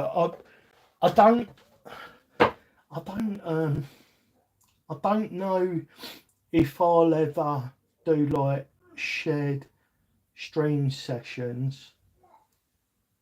I don't know. It's not something I've really thought about. I was involved with another RC channel doing like just doing joint videos and all putting a bit of content up. It was called the 3RC Amigos. Daddy, I did it. What did you do, babe? I did the baby and the big boy toy. Oh, well done, And I babe. did it on my own. You did? Yeah. You're doing so well Come today. here, buddy, good boy. Proud of you, buddy. Love you guys.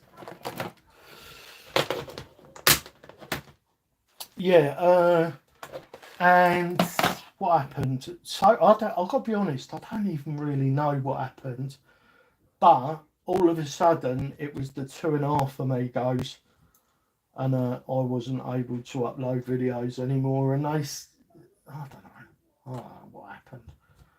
I'm not going to give it any headspace anyway, because I've got my family and I've got, you know, I've got my subscribers to think about and stuff.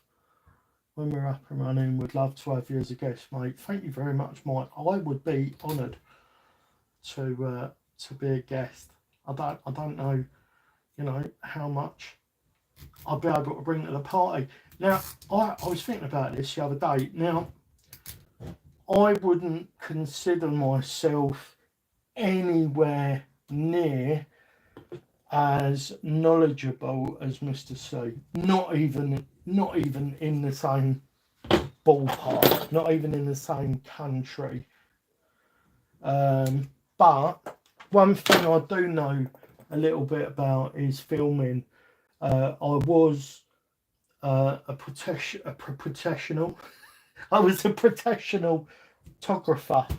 I was a professional video editor for quite a while, or I have been. I do all the lovely studio shots. Like if anybody wanted to know, you know, I wanted to. Sorry, I'm just checking pinion angle on the rear because we made a change. Yeah, so if someone wanted to know a little bit about, sorry, that's just, yeah, I'm definitely going to need to change that. That can't go back any further. Sorry, just thinking out loud. Yeah, I would be able to help people. If anybody wanted to know about, you know, I'm doing a bit of studio shots of my vehicles that I want to upload with my review videos. How did you do this? How did you do that? I would definitely be able to help people with that stuff. And if anybody wanted to know more about my rigs or how I did a particular thing on one of my rigs, I could do that. Are we getting somewhere near done? Right, 1 to turn, 2 to burn. I still remind myself to do it that way. So, where's the white line? So I do prefer these. Oh, where is it? I do prefer these. So that'll be that one. So that'll be the white. so it goes in that way. I do prefer these black servo leads for builds rather than having all the ketchup and mustard and all this unnecessary colour going on in your build, because I find it really distracting. But what was I going to say?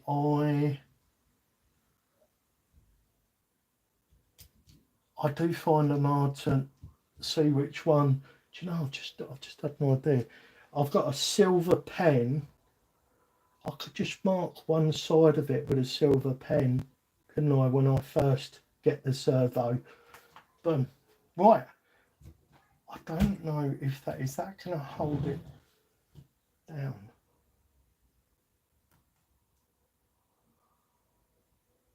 It might. Do you know what, the way I've got that? Is that going to make it a pain to put the battery in? So with this this setup, the batteries just go. I think this one goes that way around, so it goes in there. We wasn't running the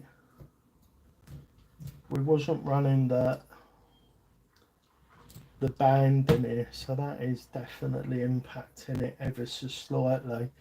And then boom, how tight is that? Hardly any run.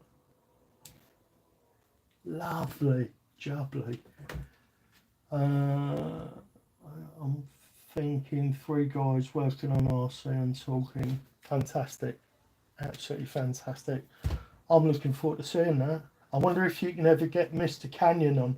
I mean, it would only be his hands and his workbench, wouldn't it? But that'd be all right. I, you know, I'm absolutely fine and respect that he wants to remain a little bit private, you know, with regards to having his image on the internet and all that. Some people are like, oh, you know, you should really show your face on the internet and all that. Well, it's up to him, isn't it? If he doesn't want to show his face on the internet, he wants a little bit of anonymity. I totally get that. Right, so this wire's now tucked up onto there so that it can't get itself involved in a drive shaft. It's not the tidiest of wiring, is it? Let's be honest. But a lot of that's because of all the blooming coloured stuff going on. Right, let's switch her on and make sure things rotate the way they should. Have I forgotten anything? Let's have a quick look. We nearly forgot to remount the rear shocks, so I'm glad I remembered that.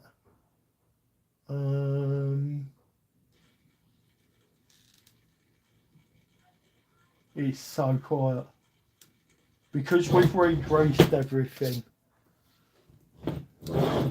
It would be nice to have Mr. C on now. I feel like, you know, he's got one of them. He's almost got an eidetic mind where he can just recall the name of a product or a part or stuff. You know, when I'm doing that, I have to have a cheat sheet.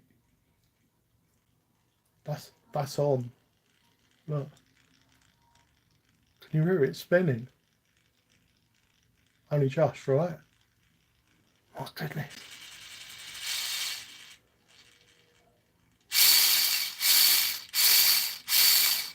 Even flat out.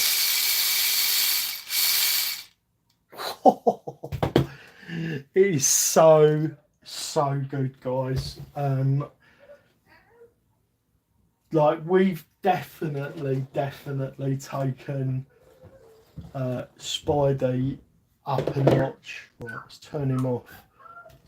We've elevated Spidey. Let's take the battery plug out as well. So this comes in the MEUS kit, or am I lying? I think, yeah, no, it does.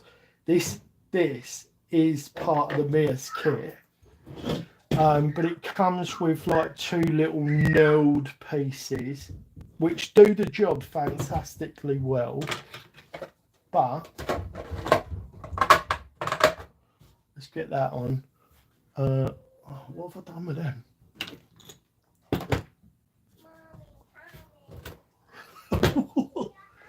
Yeah, there they are. I made these up,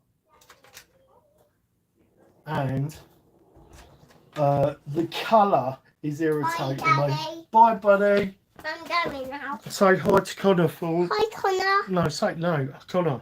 When you get there. Yeah. Love you. I'll see you tonight. Love you tonight. Yeah, see you tonight, buddy. Huh? What are you doing? So, yo, Sam. Hello. See you, babe. See you in a bit. So, I love these. Absolutely love them. It is irritating me that they're not the same colour as the gold of those. Maybe I can just get some brass comb washers. That would work, wouldn't it? But I love these. These are 15 quid a set plus postage, guys. If anybody wants me to make them some of these, please let me know and I will make it. And don't forget, if you want a set of custom steering links or custom lowers, potentially I could do you some Delrin uppers as well. I can do a set of those, or I've got the TRX4 links, which I showed on the stream a little bit earlier. But if you want to see them, I've got a post up on the page. Right, let's put the... Oh, no, we're not putting the wheels back on just yet because the rears have got the standard hexes that... Oh, I've dropped the nut. My nuts have fell off.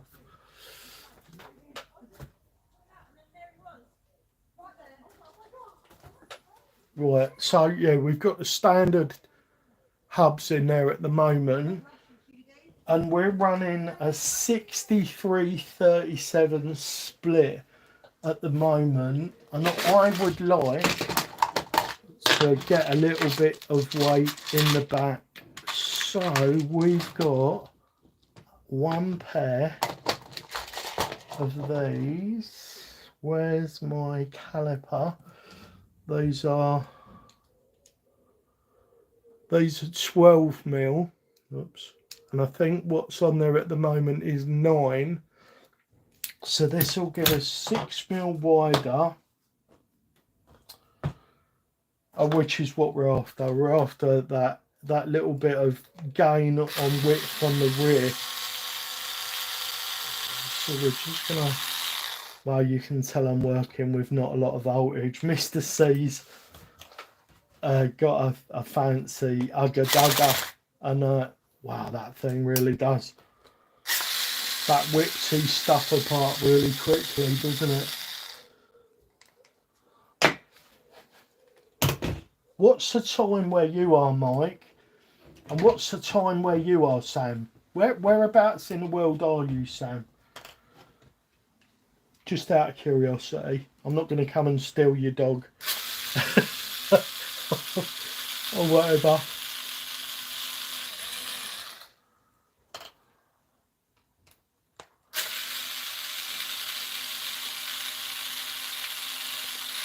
These Enduro S5s for the money. This is the S5 Klingon that I've got in here with 3D printed insults from Team Revolt, and these are the rears. So these are the firms. Spidey's super soft. These might have been absolutely spot on, or just a fraction too firm, and the same goes for the front. They're somewhere between perfect and ever so slightly too firm, but when I ordered them for a slightly heavier rig. Spidey's lost a bit of weight. Sam, Louisiana, 6:47 AM. So are you up really late, or have you just woke up, Sam? And if you've just woke up, how long have you been up? And was this the first thing that you did? It's 11:49 PM Tuesday night. Oh goodness! If that was, if you ever needed two different ends of the spectrum, I'm thinking that's probably it. Really appreciate you spending time with me, Mike, and you, Sam, and anybody else that's out there. It says there's 4 viewers and I'm one of them.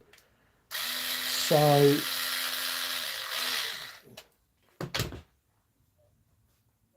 That's more. That's 3 more than I expected.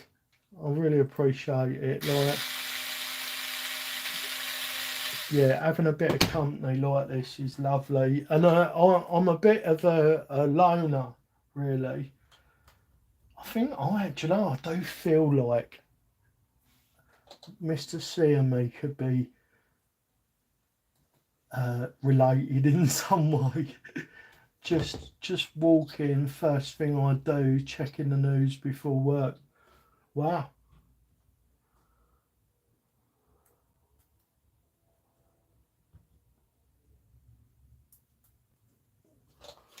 Well, I'll bless you for popping in here, Sam. But thank you for leaving me a yo in my videos as well. It always cheers me up when I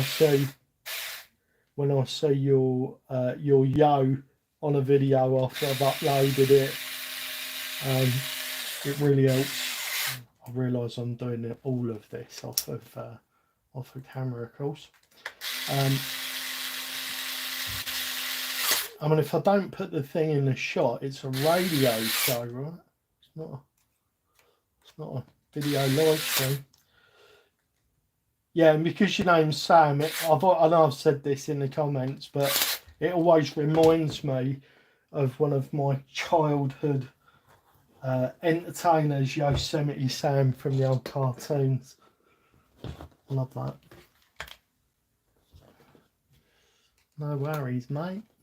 Oh my goodness, that's is that a New Zealand thing as well as an Australian thing, Mike? I thought it was just the Australians that said that. Actually, I say no worries, mate. Sometimes. That was a Crocodile Dundee-ism, wasn't it? No worries, mate. That's not a knife. This is a knife. I wonder what he's up to these days, old Crocodile Dundee. Jim something, wasn't it? What was his name?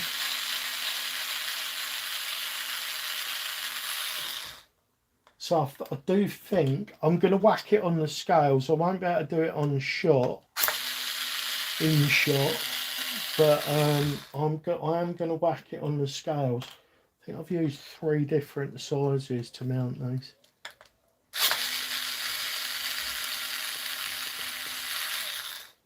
Always got to say something. Everyone I follow, the yo comes from a kid from my school. He always said yo. Haha, yes, I guess it is, love. Oh yeah, no, I appreciate it, Sam.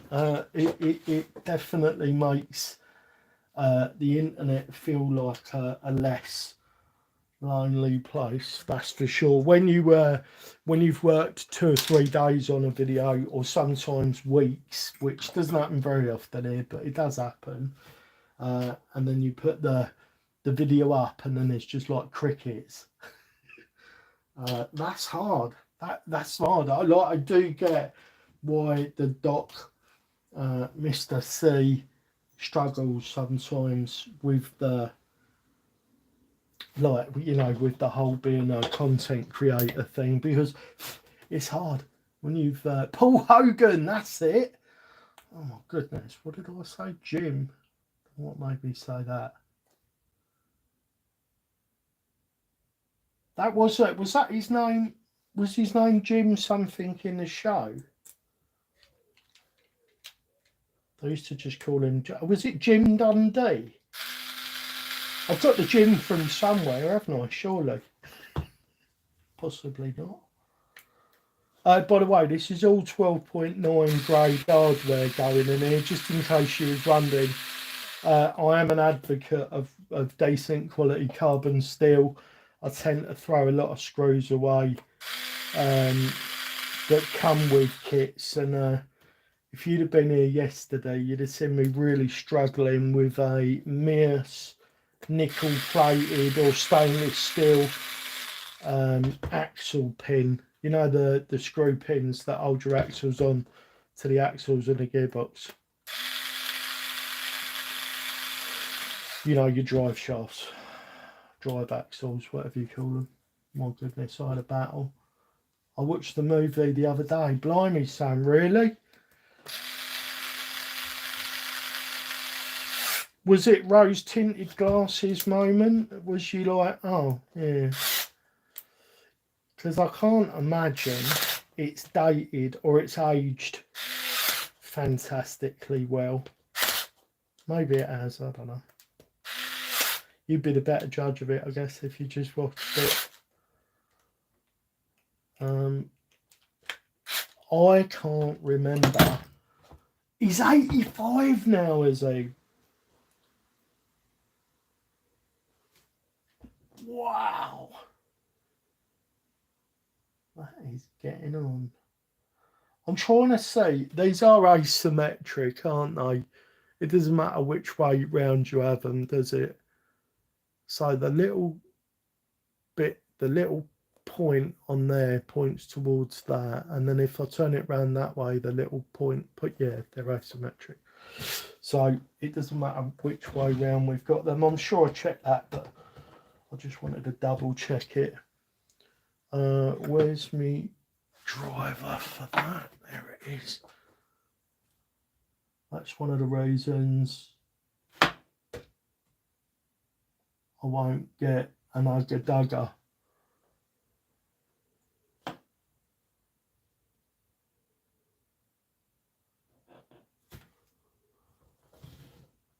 Oh, what? Because of it destroying screws? I have destroyed a few screws in my time, but I've got to be honest, I was always one of those guys, and I'm not ashamed to admit it. I would over tighten everything. No, I'm not joking, guys. When I say I used to over tighten, what am I doing? When I was always stripping things out. My mate would look at me across the pit table when we was racing cars, and he would be like, don't over tighten that, because he knew if I wasn't consciously thinking about it. And that's stupid. Like when you've got like a nylon nut, it just needs to be down to the point where it touches the part that you're doing up. But I would still over tighten that.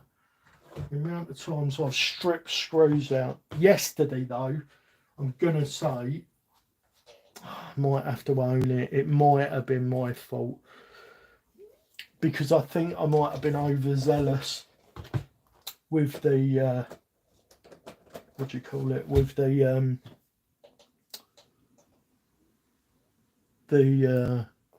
thread locker. Brain fart. If you use hand tools, it's more likely that you can make crap hardware work. Agreed. Yeah, destroy less screws with hand tools, yeah.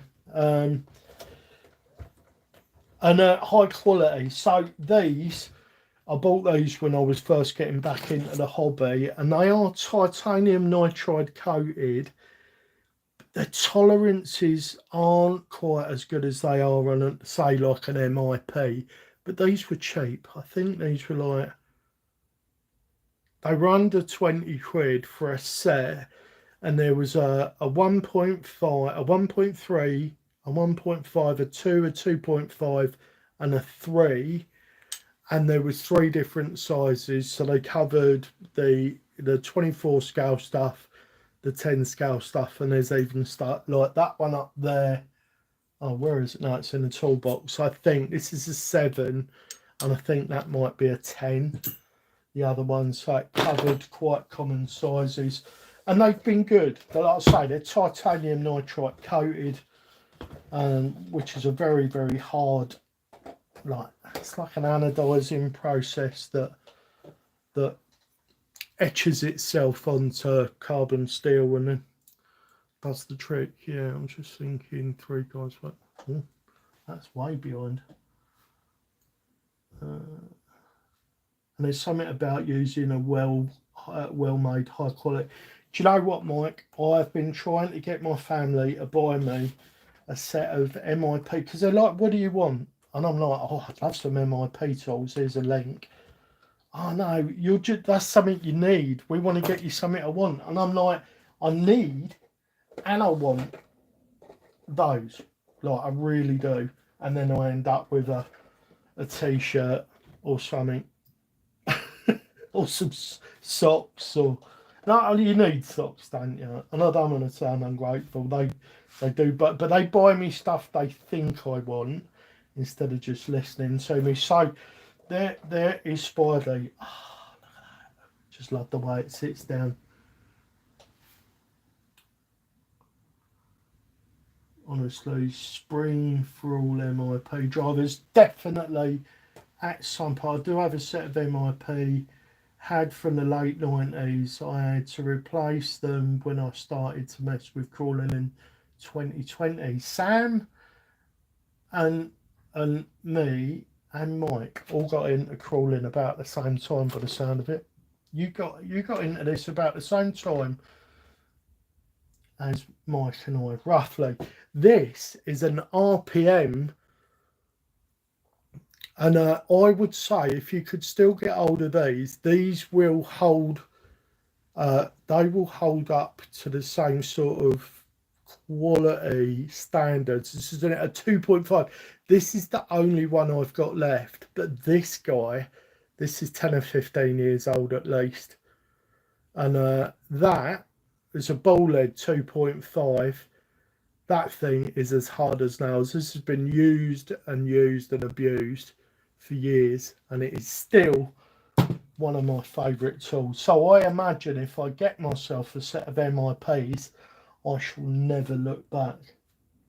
That is all the jobs that needed doing on Spidey. You see, we've got a little bit of tiny. Can you? No, you can't see. Right, out of the way, Yeti. We've got too many rigs in the house. So as you can see, I'm getting a nice little bit of bag at the bottom there. Can you see the back wheel? The back wheel's just out of shot, but there's a little bit of bag on the back wheel as well. Fronts are lovely and soft. All up weight 2300. So this is quite a light rig. And that LCG gearbox in there is so good. I don't know whether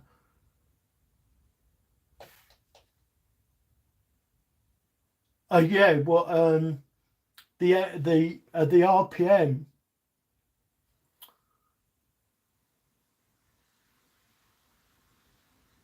The RPM, Mike. Yeah, I mean, I've looked and looked, and I've like a few searches that I've saved to see if I can find these, and I will maybe find some at some point. But I have been looking for a few years, and I haven't got anything. So I feel like we're dropping almost identically now, which was what I was looking for. And I'm just going to grab my get off it, Venom. Venom is trying to scupper my attempt, so I'm just going to grab my build jig quickly and hold it up against. Just have a look, see roughly where we're at with wheelbase now. Ah, oh, that's better. So I don't understand why that's changed so dramatically, but we're about 320. So when the materials, the next stream that I know I'm doing, there definitely will be other streams instead of. What are we getting? So yeah, we're getting under a wheel, about a fist worth of flex. And this is how it was the other day. When we extend the back of the vehicle, we're going to get a bit more. Yeah, oh, thank you, Sam. These are the Chavtecs built on the. So these are the new Chavtecs, and they are built on the. All of the internals are what came with it. The only thing that I change is they use in the rod end on the the rod end that sits in the top cap. They use a crappy little like wood screw, like a short little stainless self-tapping screw, and the guy at the factory is giving it all of the beans with one of these, and they're always stripped out. So I replace it with something about that length. I put a 12.9 carbon steel screw in as soon as I get them, and I fill them with oil, and that's it. These Chavtecs now are so good, absolutely brilliant now. And I've got, this is the oil I'm running. I've got 30 weight. These have even got the pistons and everything in. They've really got it good. And I'm even using the stock bladders and everything. And no leaks, no squeaks. It's doing the thing. All right, so let's just take this off. And in case you were interested, I'll show you what the reduction looks like. Now we've got the tyres on. I love this little battery mounting setup. I wish I'd have done this. I wish I'd have done this earlier. So, let's try not to drag that across the room. That's about all the flex you want. Yeah, I'm not doing it for the gram. Flex on this is purely functional. So yeah, I agree, Mike. Look at that.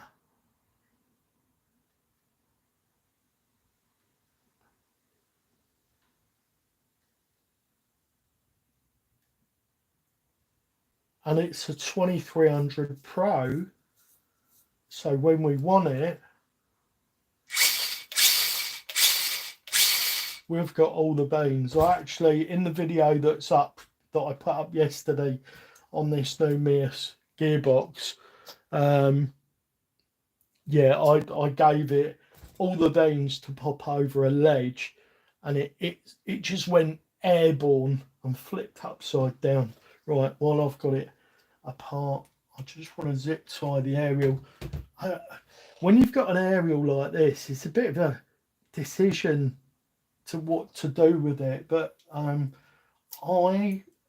been doing this for a long time, and this is how I like to do it. I just have it out the back of the rig, and I pop a zip tie or two on the link like that. I'll try to run the aerial on the top just in case anything gets in there and damages it.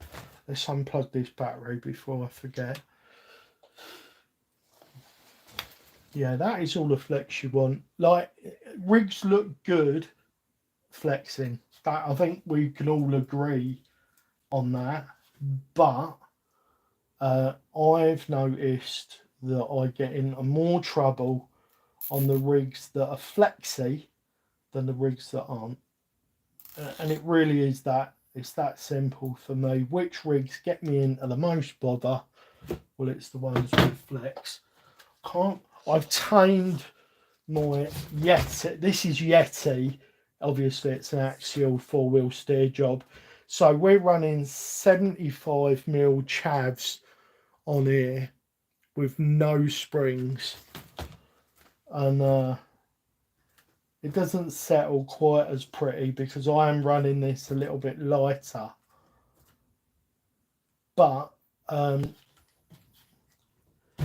this is it's a UTB 18, but it's about a 12 scale, isn't it? We've almost got a fist's worth, just under a fist's worth of flex on this. This flex is a little bit too much, and that's after I've tamed it. The shocks that it comes with are terrible. All custom brass on this as well, guys. I make fully custom made brass links for the UTB 18. These are the skinnies. But I also make chunky links for this as well. And we got 7 or 8mm. I think these are 7mm up on the front to get weight.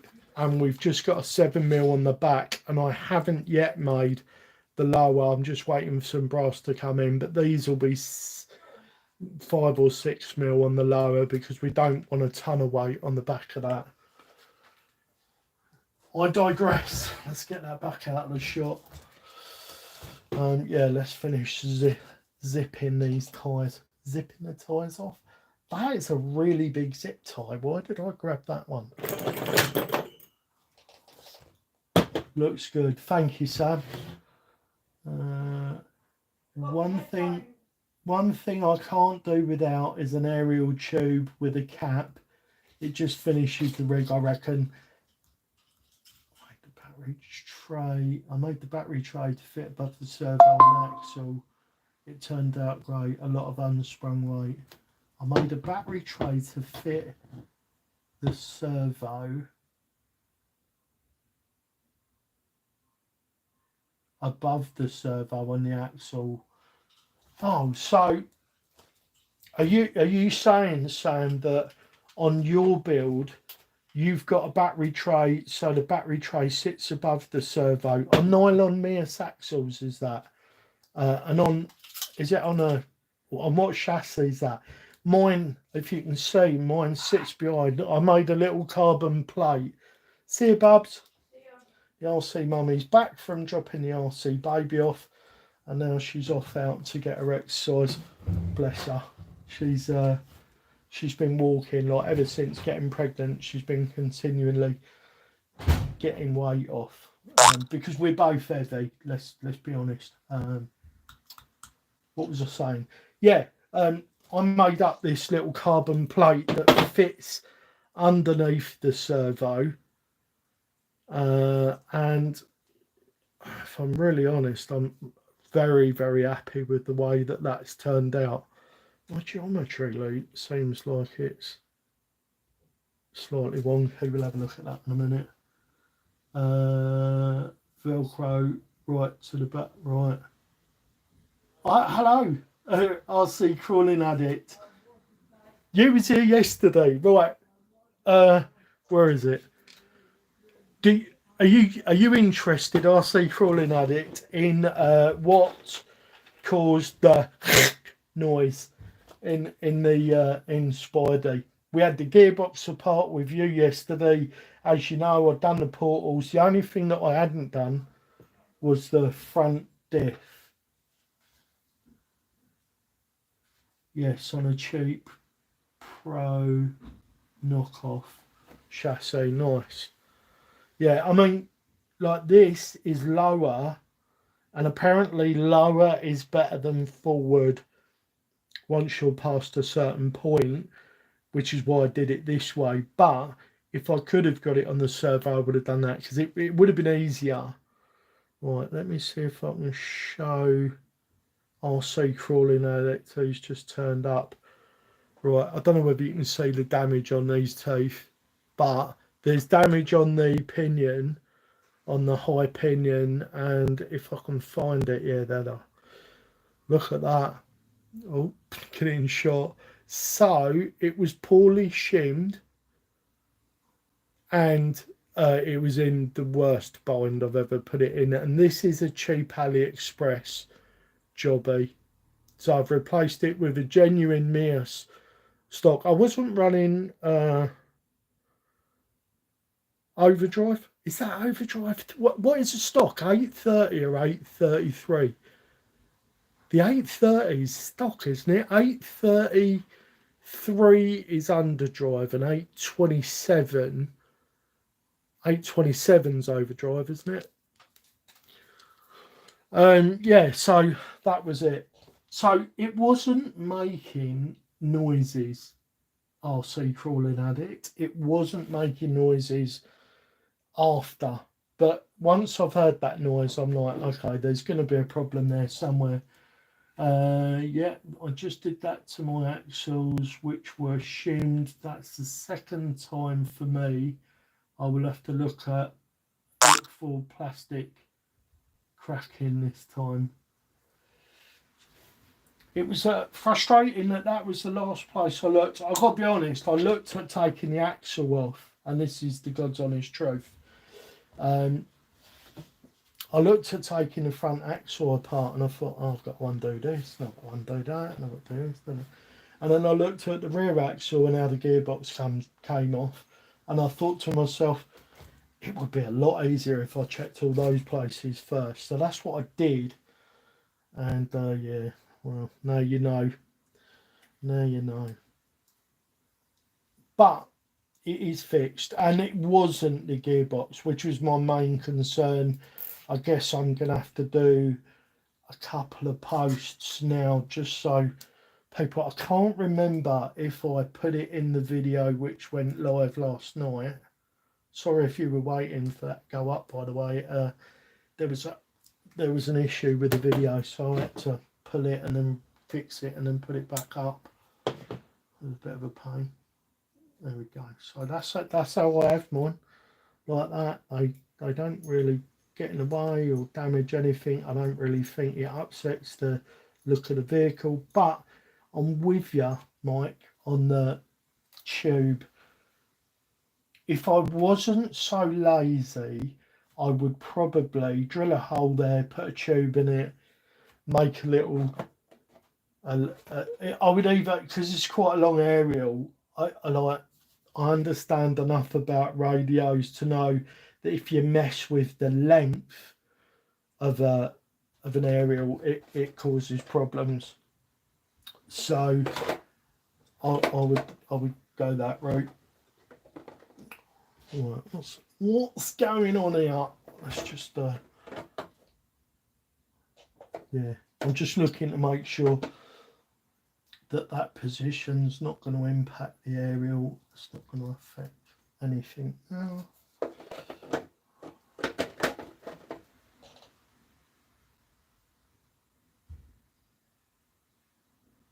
There's an occasional noise on the stream. Oh, I'm sorry about that, chaps. When I watch the stream back, I will try and skip through to this section and try and find that noise. It's all a bit of a work in progress at the moment. I've got an old Mac behind me, like a Mac desktop.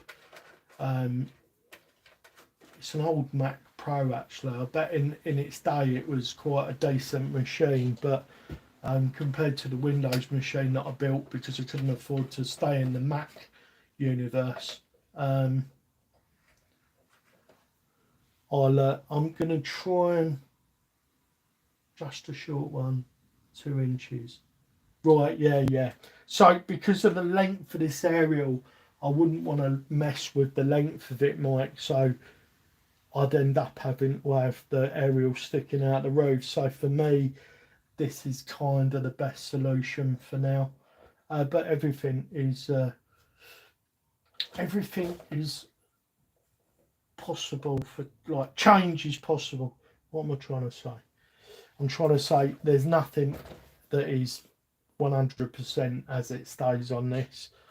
I'm worried about having a little bit of an offset issue. No, that's absolutely perfect. So the MEUS axle must run the servo ever so slightly off to one side because it looks wonky in the front there, but the gap here is pretty good. Right, I think I'm almost done. I am going to show you a couple of things that I'm working on if you're interested before I go.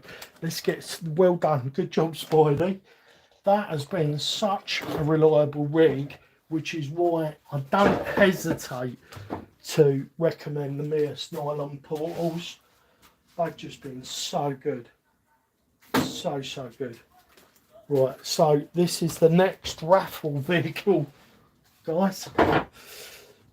Like, sorry Venom, I don't want to tell people about what's happening next, but I'm not entirely sure how I'm going to do the next one. So Venom has been used.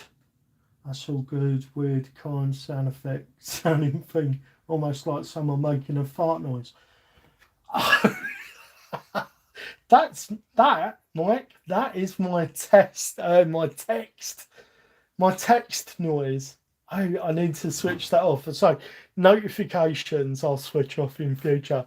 It's like a that sort of noise. If that's what you're talking about, then that is what that is. Right, so that's cleared that up for Mike. Yeah, I'll remember to turn that off in future. I'm glad you pointed it out, Mike, because yeah, not great, right? So here we have the Hulk, and he gets really bendy. So what have we got? We've got an Endura cage, Endura Capra cage, Chavtech. Oh, there's some stiction there. These haven't been rebuilt. These are just bolted on as placeholders, really, for now. So let's straighten her up. We've got an Amazon dig box in there. Rhino Moser 2.2s on the stock foams. We've got an OCS servo, an OCS BLS numbers, I can't remember, servo. Oh, thank you, Sam. How about a tour of Venom? Of course, yeah, no, absolutely, Mike. This has got a MEUS an M06A servo, which has got throwaway stuff on the servo, like the servo. I want to say the servo on the dig is the stock one that comes in here. I've got a decent servo up front, and it's a stock red case servo on the back. But those are subject to change. We're probably going to do custom links. We've got custom links on the front, and I haven't made the backs yet. These are Delrin. So they will be brass. So this is nearly there, guys. It runs and drives, and it's looking like it's going to be a super capable rig. But look out for this on the channel. This chap's going to be called the Hulk. Because he's pretty heavy. I think he's not finished weight wise yet, and he's up there. I'm going to say he's like 3.5 kilos, something like that, and on his way to 4. So let's put him down and let's get you guys a tour of Venom. So while I'm doing this, I'm going to grab the wheels that he comes with as well and get those fitted. So let's start the tour. So we've got Sam, you was debating if you wanted to build something like that. After doing this and 4-wheel steer on a cage, I fell in love with it, and I thought if I enjoyed this 12-ish scale platform that much, then it can only get better by building a bigger one with 4-wheel steer. And then MEUS dropped the MEUS 4-wheel steer axles. I didn't talk about that. Let's grab it again quickly. These are the new MEUS 4-wheel steer axles. So they're both offset pumpkins. So if you look at the drivetrain, it's all perfectly in one line down that side of the vehicle. And I think once you get used to driving the offset pumpkins, you'll know you've got more clearance to this side.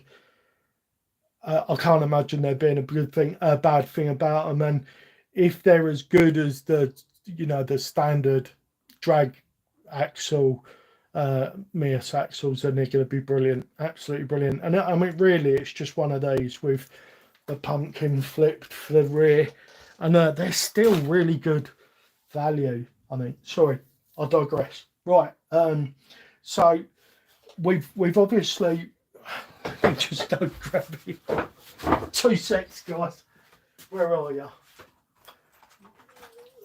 So in this box, among other things, is the rest of Venom. And I did at one point, I was thinking I could fit these heads that come out of him. I was going to have them go round and maybe, you know, fitted looking out somewhere, but I wanted it to be functional as well. So I bought a Venom off of the internet. This is the other skull that he came with. I really like the tongue version. And I just dismantled him and then hot glued all the parts in, and the idea was that people would have this shell as like a shelf queen, and then you know, they'd put their own comp shell on it for actually running him, but that's, you know, that's up to whoever wins it. So I made slightly longer. These are the exhaust stacks that I run on Spidey, but obviously in aluminium or aluminum for the Americans, and these work out really nicely because they protect the head in a rollover. You just roll over on those instead, and you're not going to break those, and it'd be a shame to knock his head off. So these have been glued so that they're captive. You don't have to hold on to the washers. Sorry, there is a lot of thread on these. So I've got these captive, and that beautifully finished little fake exhaust stack. I think I'm going to do Delrin ones for Spidey and black cone washers. I think that's what he's going to end up with, because the two-tone of the gold washer and the brass colour does my nutting. So yeah, it's just like an M5 or M6 cone washer. This has got a machined lip, so it fits perfectly in there with an M3 screw. These are lovely. So there's the exhaust stacks. This is the body. It's just 2 mounting points for fitting this, and it holds really well. I don't think it needs, I've never had any issues. And there's the body, with all the battle scars that Venom's got over the time where we've been driving him. And that brings me to, that's a great segue. I think in future, what I'm going to do is I'm going to build a vehicle, and then when somebody wins one, they won't get the vehicle that's been seen in the videos unless they specifically want that one. I'm going to build them an absolutely brand new one from scratch, and that way I get to keep one iteration of the vehicle on the channel, and then somebody gets an absolutely brand new unused vehicle. This was a really great idea my friend came up with, just to use fishing net, which has just been glued to the inside with silicone there. I just think that's a really nice touch on there. So let's put his body over to one side. Sorry Mike, that's what you would do too. I missed the context for that because I was gas bagging. Right, AK 70 kg yipping servo. I've been using these a lot. I absolutely love them. When they're on offer, you can get a pair for like 45 quid. And a servo of this quality and strength at that money, that runs off of 8.4 straight from the receiver, it's no brainer for me. So taped up there, nice and tidy up out the way. All the wiring has been really nicely done. We've even got like a cable management system going on with that. This is the secure 70 amp ESC, and it's been set to a 0.4 on the little solder tab. There's a 3625 secure outrunner motor. It's on a OD3 or a CHO-D3 because it's the Chinese knockoff version. Decent quality. These aren't super expensive. They're not SSD, but these are decent quality drive shafts.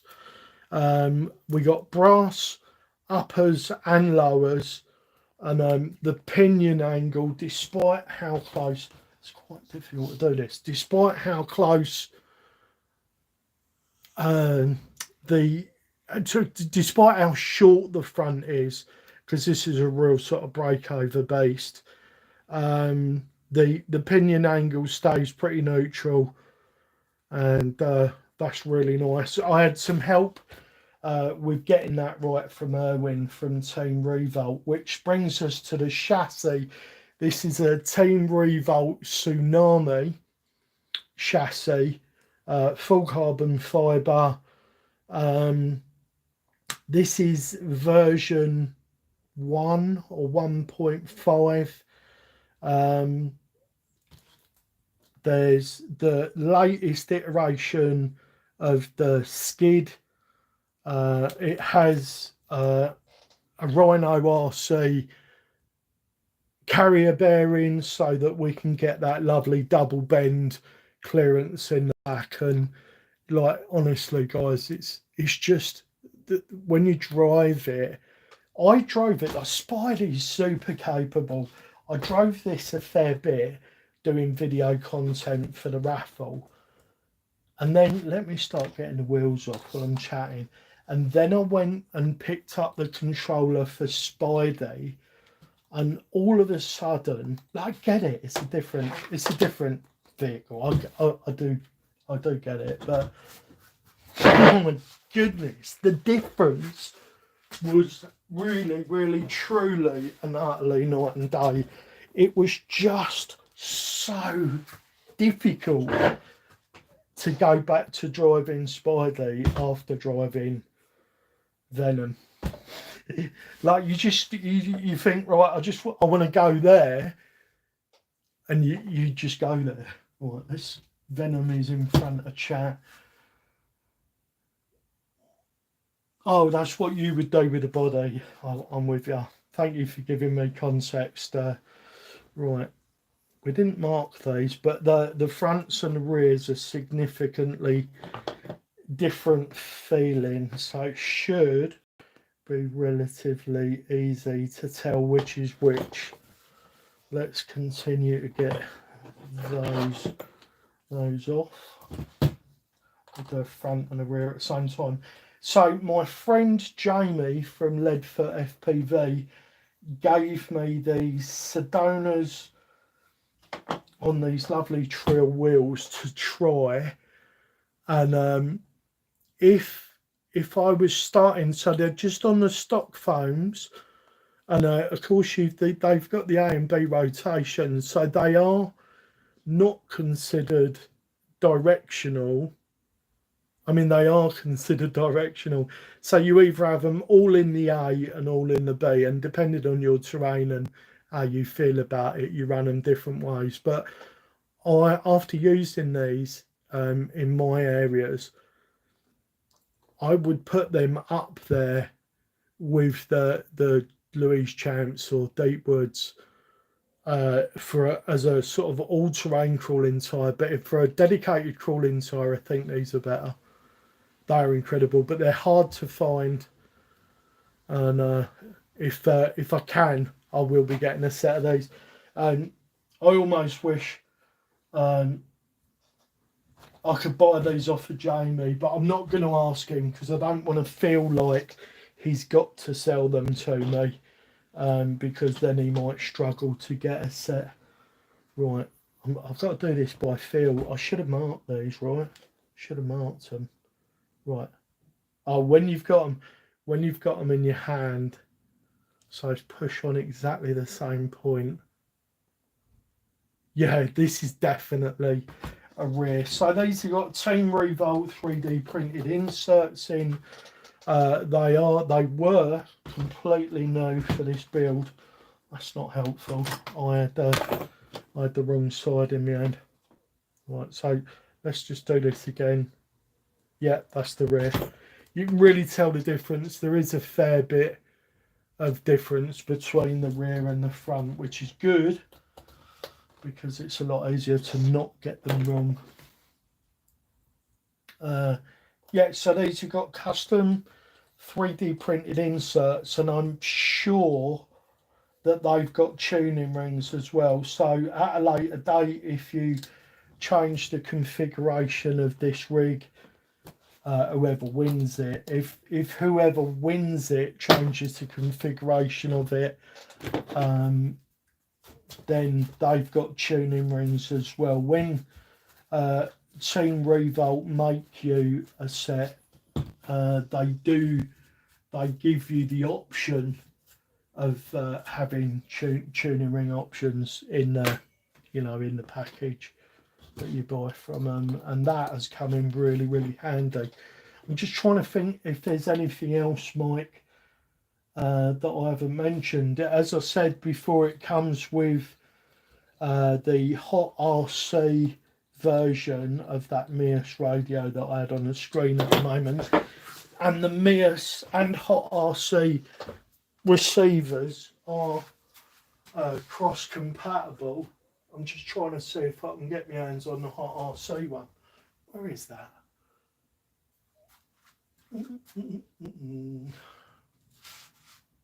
No, I can't see it.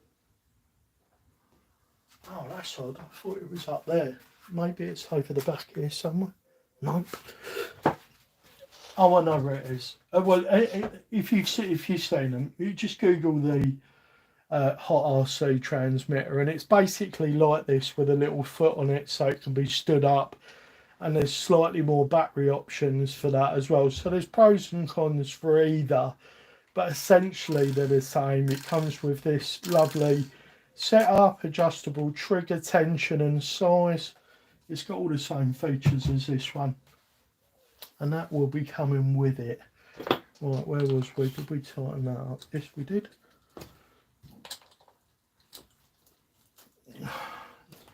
So now you know what you're winning. It would be absolute joy for you to win it, or someone, someone that's sort of been along the journey with the channel. That'd be really nice. One of the regular subscribers and viewers and commenters. That'd be nice, especially someone that joins the live streams. And I'm really looking forward to receiving feedback. As I said before, I've not been doing the crawling thing for that long. Right? Yeah, it's really obvious which is which. So it'd be nice to get some feedback from someone, what they know about, what they think about the build. I kind of hope it goes to someone that really knows what they're doing, knows their way around the crawler build, and can maybe give me some feedback on the build, and if there's areas that they think need improving. I'm never quick to discard somebody else's thoughts. See the difference in size. So obviously we gave up some height when we put the Sedonas on for testing. We gave up some clearance, but we did gain some stability. When I took this to Kent RC Crawlers and Jamie from Leadfoot FPV had a go, he was gobsmacked how stable it was on these because of the height. He expected to be falling off on the side here when he was stopping, and I was like, no, it's all right, it'll do that. So he was really gobsmacked at how well planted it was on these. But obviously putting the Sedonas on, it really is a super capable. Hi Sam, welcome back. I think you've just missed a tour of Venom here. Mike was just asking if he could have a little tour of Venom before I got off, and I said I'll be more than happy to do that. And while we was at it, we've just put the wheels that, if somebody wants them, will be coming with Venom if they should win him in the raffle. that's coming up. 31st of July, I think, is the draw date. 8:15 p.m. or something like that, UK time. So plenty of time if anybody wants to have a go. And like I say, it's a way of supporting the channel where somebody hasn't taken a huge chunk of the money, you know, because all of the streaming platforms take a chunk of the money off the creator. So the raffle's a good way for people to get involved where they're just supporting the creator. Raffle take a chunk of the money, of course, but you know, they're running a service. And I like raffle because it's like what am I trying to say? It's like PayPal for raffles, if that makes sense. While I've got this here, the battery's in. I've left the battery in Spidey. That won't do. Let's move that. Working on getting crushed concrete track set up in the backyard. I'm getting, oh nice. If I had rocks in Louisiana, lol, all we get is mud. Oh, that sucks.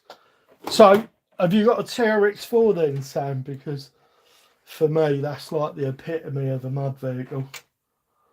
My TRX4 Rex is just sat over there behind me. He's my mud vehicle. He does all the mud, and he just laps it up. We wash him off, cover him in GT85, and then he goes back out and does it all again at another point. Right. So a little bit tricky to extract the battery. It's not really, is it? That wasn't that hard. Right, let's get Spidey's, and I'll just show you what I think of it, where the battery setup is. Saw your video on that. Looks fun. What the TRX4 video in the mud, that was over at Hatfield. I really enjoyed that. I went out with one of the local crawler groups, and I went to a spot I'd never been to before, and I'm definitely going to be filming there. There's plenty of spots where you can submarine your vehicle. These are suboptimal. I think I'm definitely going to I'm going to do black. I'm going to do black comb washers and black. I'm going to do Delrin exhaust stacks. I think that might be. I don't know. I kind of like the brass. I used to suffer with indecision, and now I'm not sure. So I chose not to do sliders on this. I'm with Mr. C in as much as if you have to have sliders for competition reasons or whatever, then run them. But if you don't, then don't. Because I get caught up on sliders all the times, especially on breaking over through V's and stuff like that. The Team Revolt revised version 3 sliders for this are very good. And if I build another one, I might fit them. But this is one of the little Z653S that I use. Perfect for this. And this is how I fit it.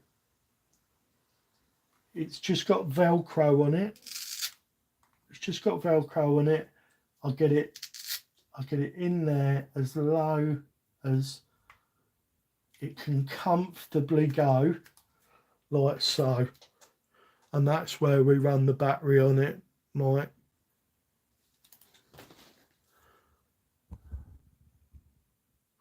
Would you bang the camera? Sorry about that. And I suppose I should give you a little listen to it running. I've got it hooked up to my MEUS ME10 at the moment. Let's put it on the right model. Hulk. It's model 3 at the moment because it doesn't belong on this radio. Really nice little radio. I really like these. I really do. Honestly, not just saying it. I really like them. And if you don't want to spend the extra bit of money on the MEUS version, they are different because the UI is different. But there we go. So that's Venom all plugged in and running. Just look at that.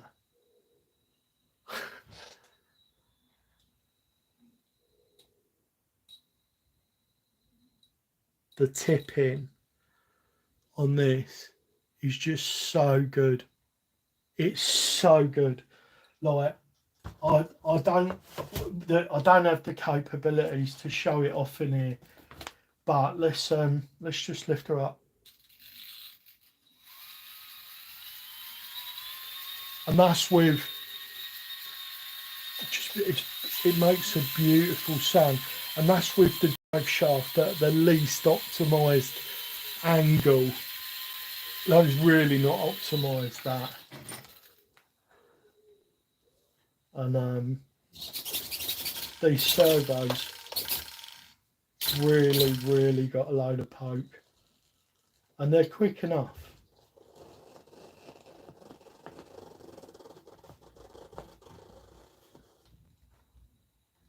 It's so quiet, guys.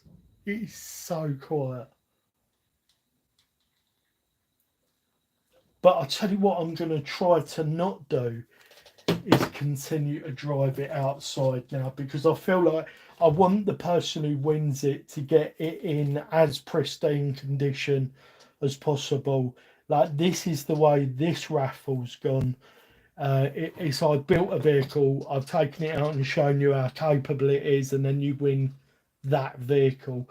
But I think future raffles, we're gonna do like a concept vehicle, and then there'll be a completely new build that you guys are going to win. So you'll receive a vehicle with brand new axles, brand new motor, brand new everything. But at least this way, you're going to get something that has been tried and tested.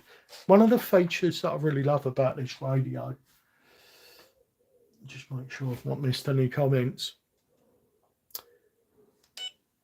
Look, it won't let me turn it off.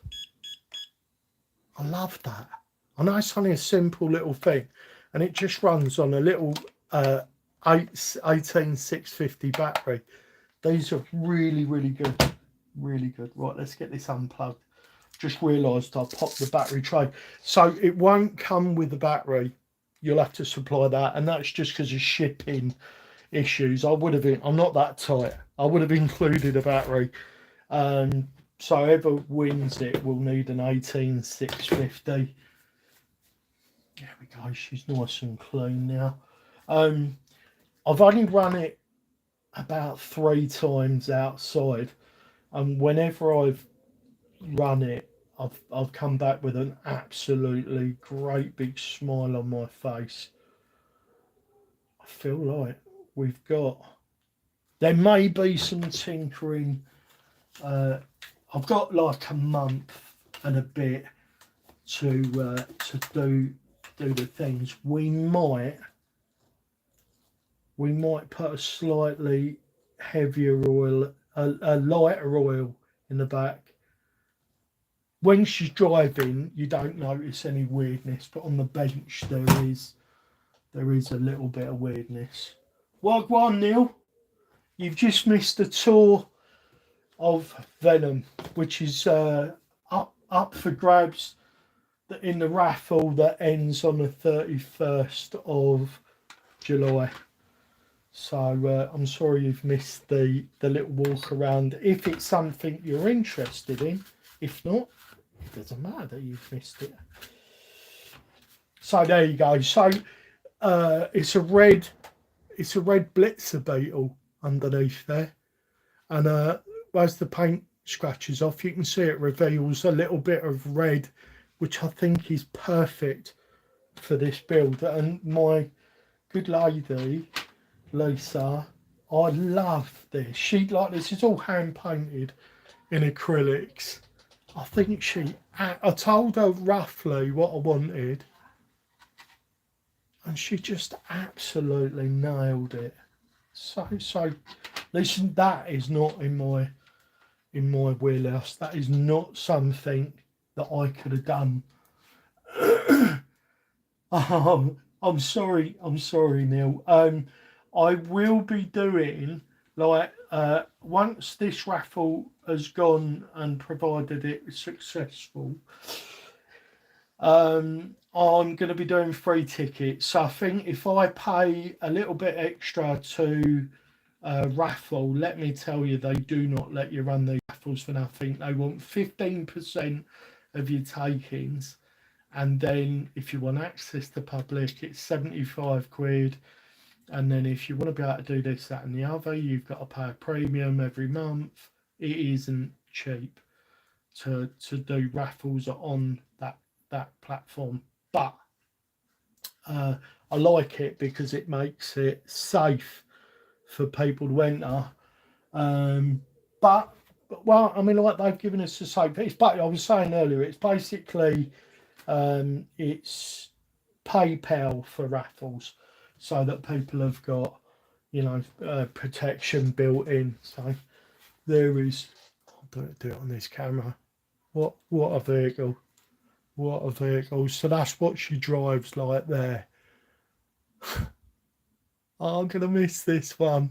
I wish I didn't have to give it away. I really do. There is a cash option, so it isn't without possibility that someone could say, actually, keep Venom, just send me the money, and then I'll just pay it straight into their account, and then that'll work that way. If not, I'll be sending it to them, and then as soon as they're happy that it's been sent out. Oh no, I've just dropped my broken ring and pinion into the Hulk. I think you might have missed this one, Neil. Oh, that's torn it. Oh no, what have I done?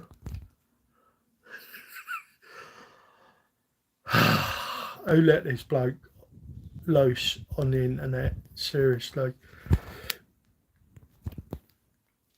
So does that? I'm just wondering. Does that mean that I can fart on the internet and just blame it on my phone ringtone now? Because that's kind of what's happened. Is that? Did we fix it? Sorry guys, I was just giving that a great big wallop because I was trying to pick stuff up that I could have left until later. You might have missed this one, Neil. This is the Hulk. This will be the next raffle, and if I can work it out, I will. Mike. Sorry, mate, I nearly missed it. Thank you for everything, Mike, and I will hopefully see you again in another stream. And bless you for spending time with me. It was lovely not being on my own in a stream. Yeah, so this would be the one, possibly, Neil, that goes up next. And if I can, I'm going to work out how to do some free tickets for it as well. So I'm not quite sure how I'll do that, but I will have a go at doing that because I would like to. And eventually, if things are ticking over all right, I'm going to be giving rigs away, just like the Canyon does. Well, I'll do it differently to how the Canyon does. This is nice. Do you know what? They want you to run it in there, and I've managed to run it above the servo at the front, so that gets that front weight even better. We haven't sprung this correctly yet. Not done that. So that needs doing. And this runs 4S. Let me tell you, this thing on a 4S is really spicy. Really, really spicy. It kind of needs 4S, I think, because of all of the things.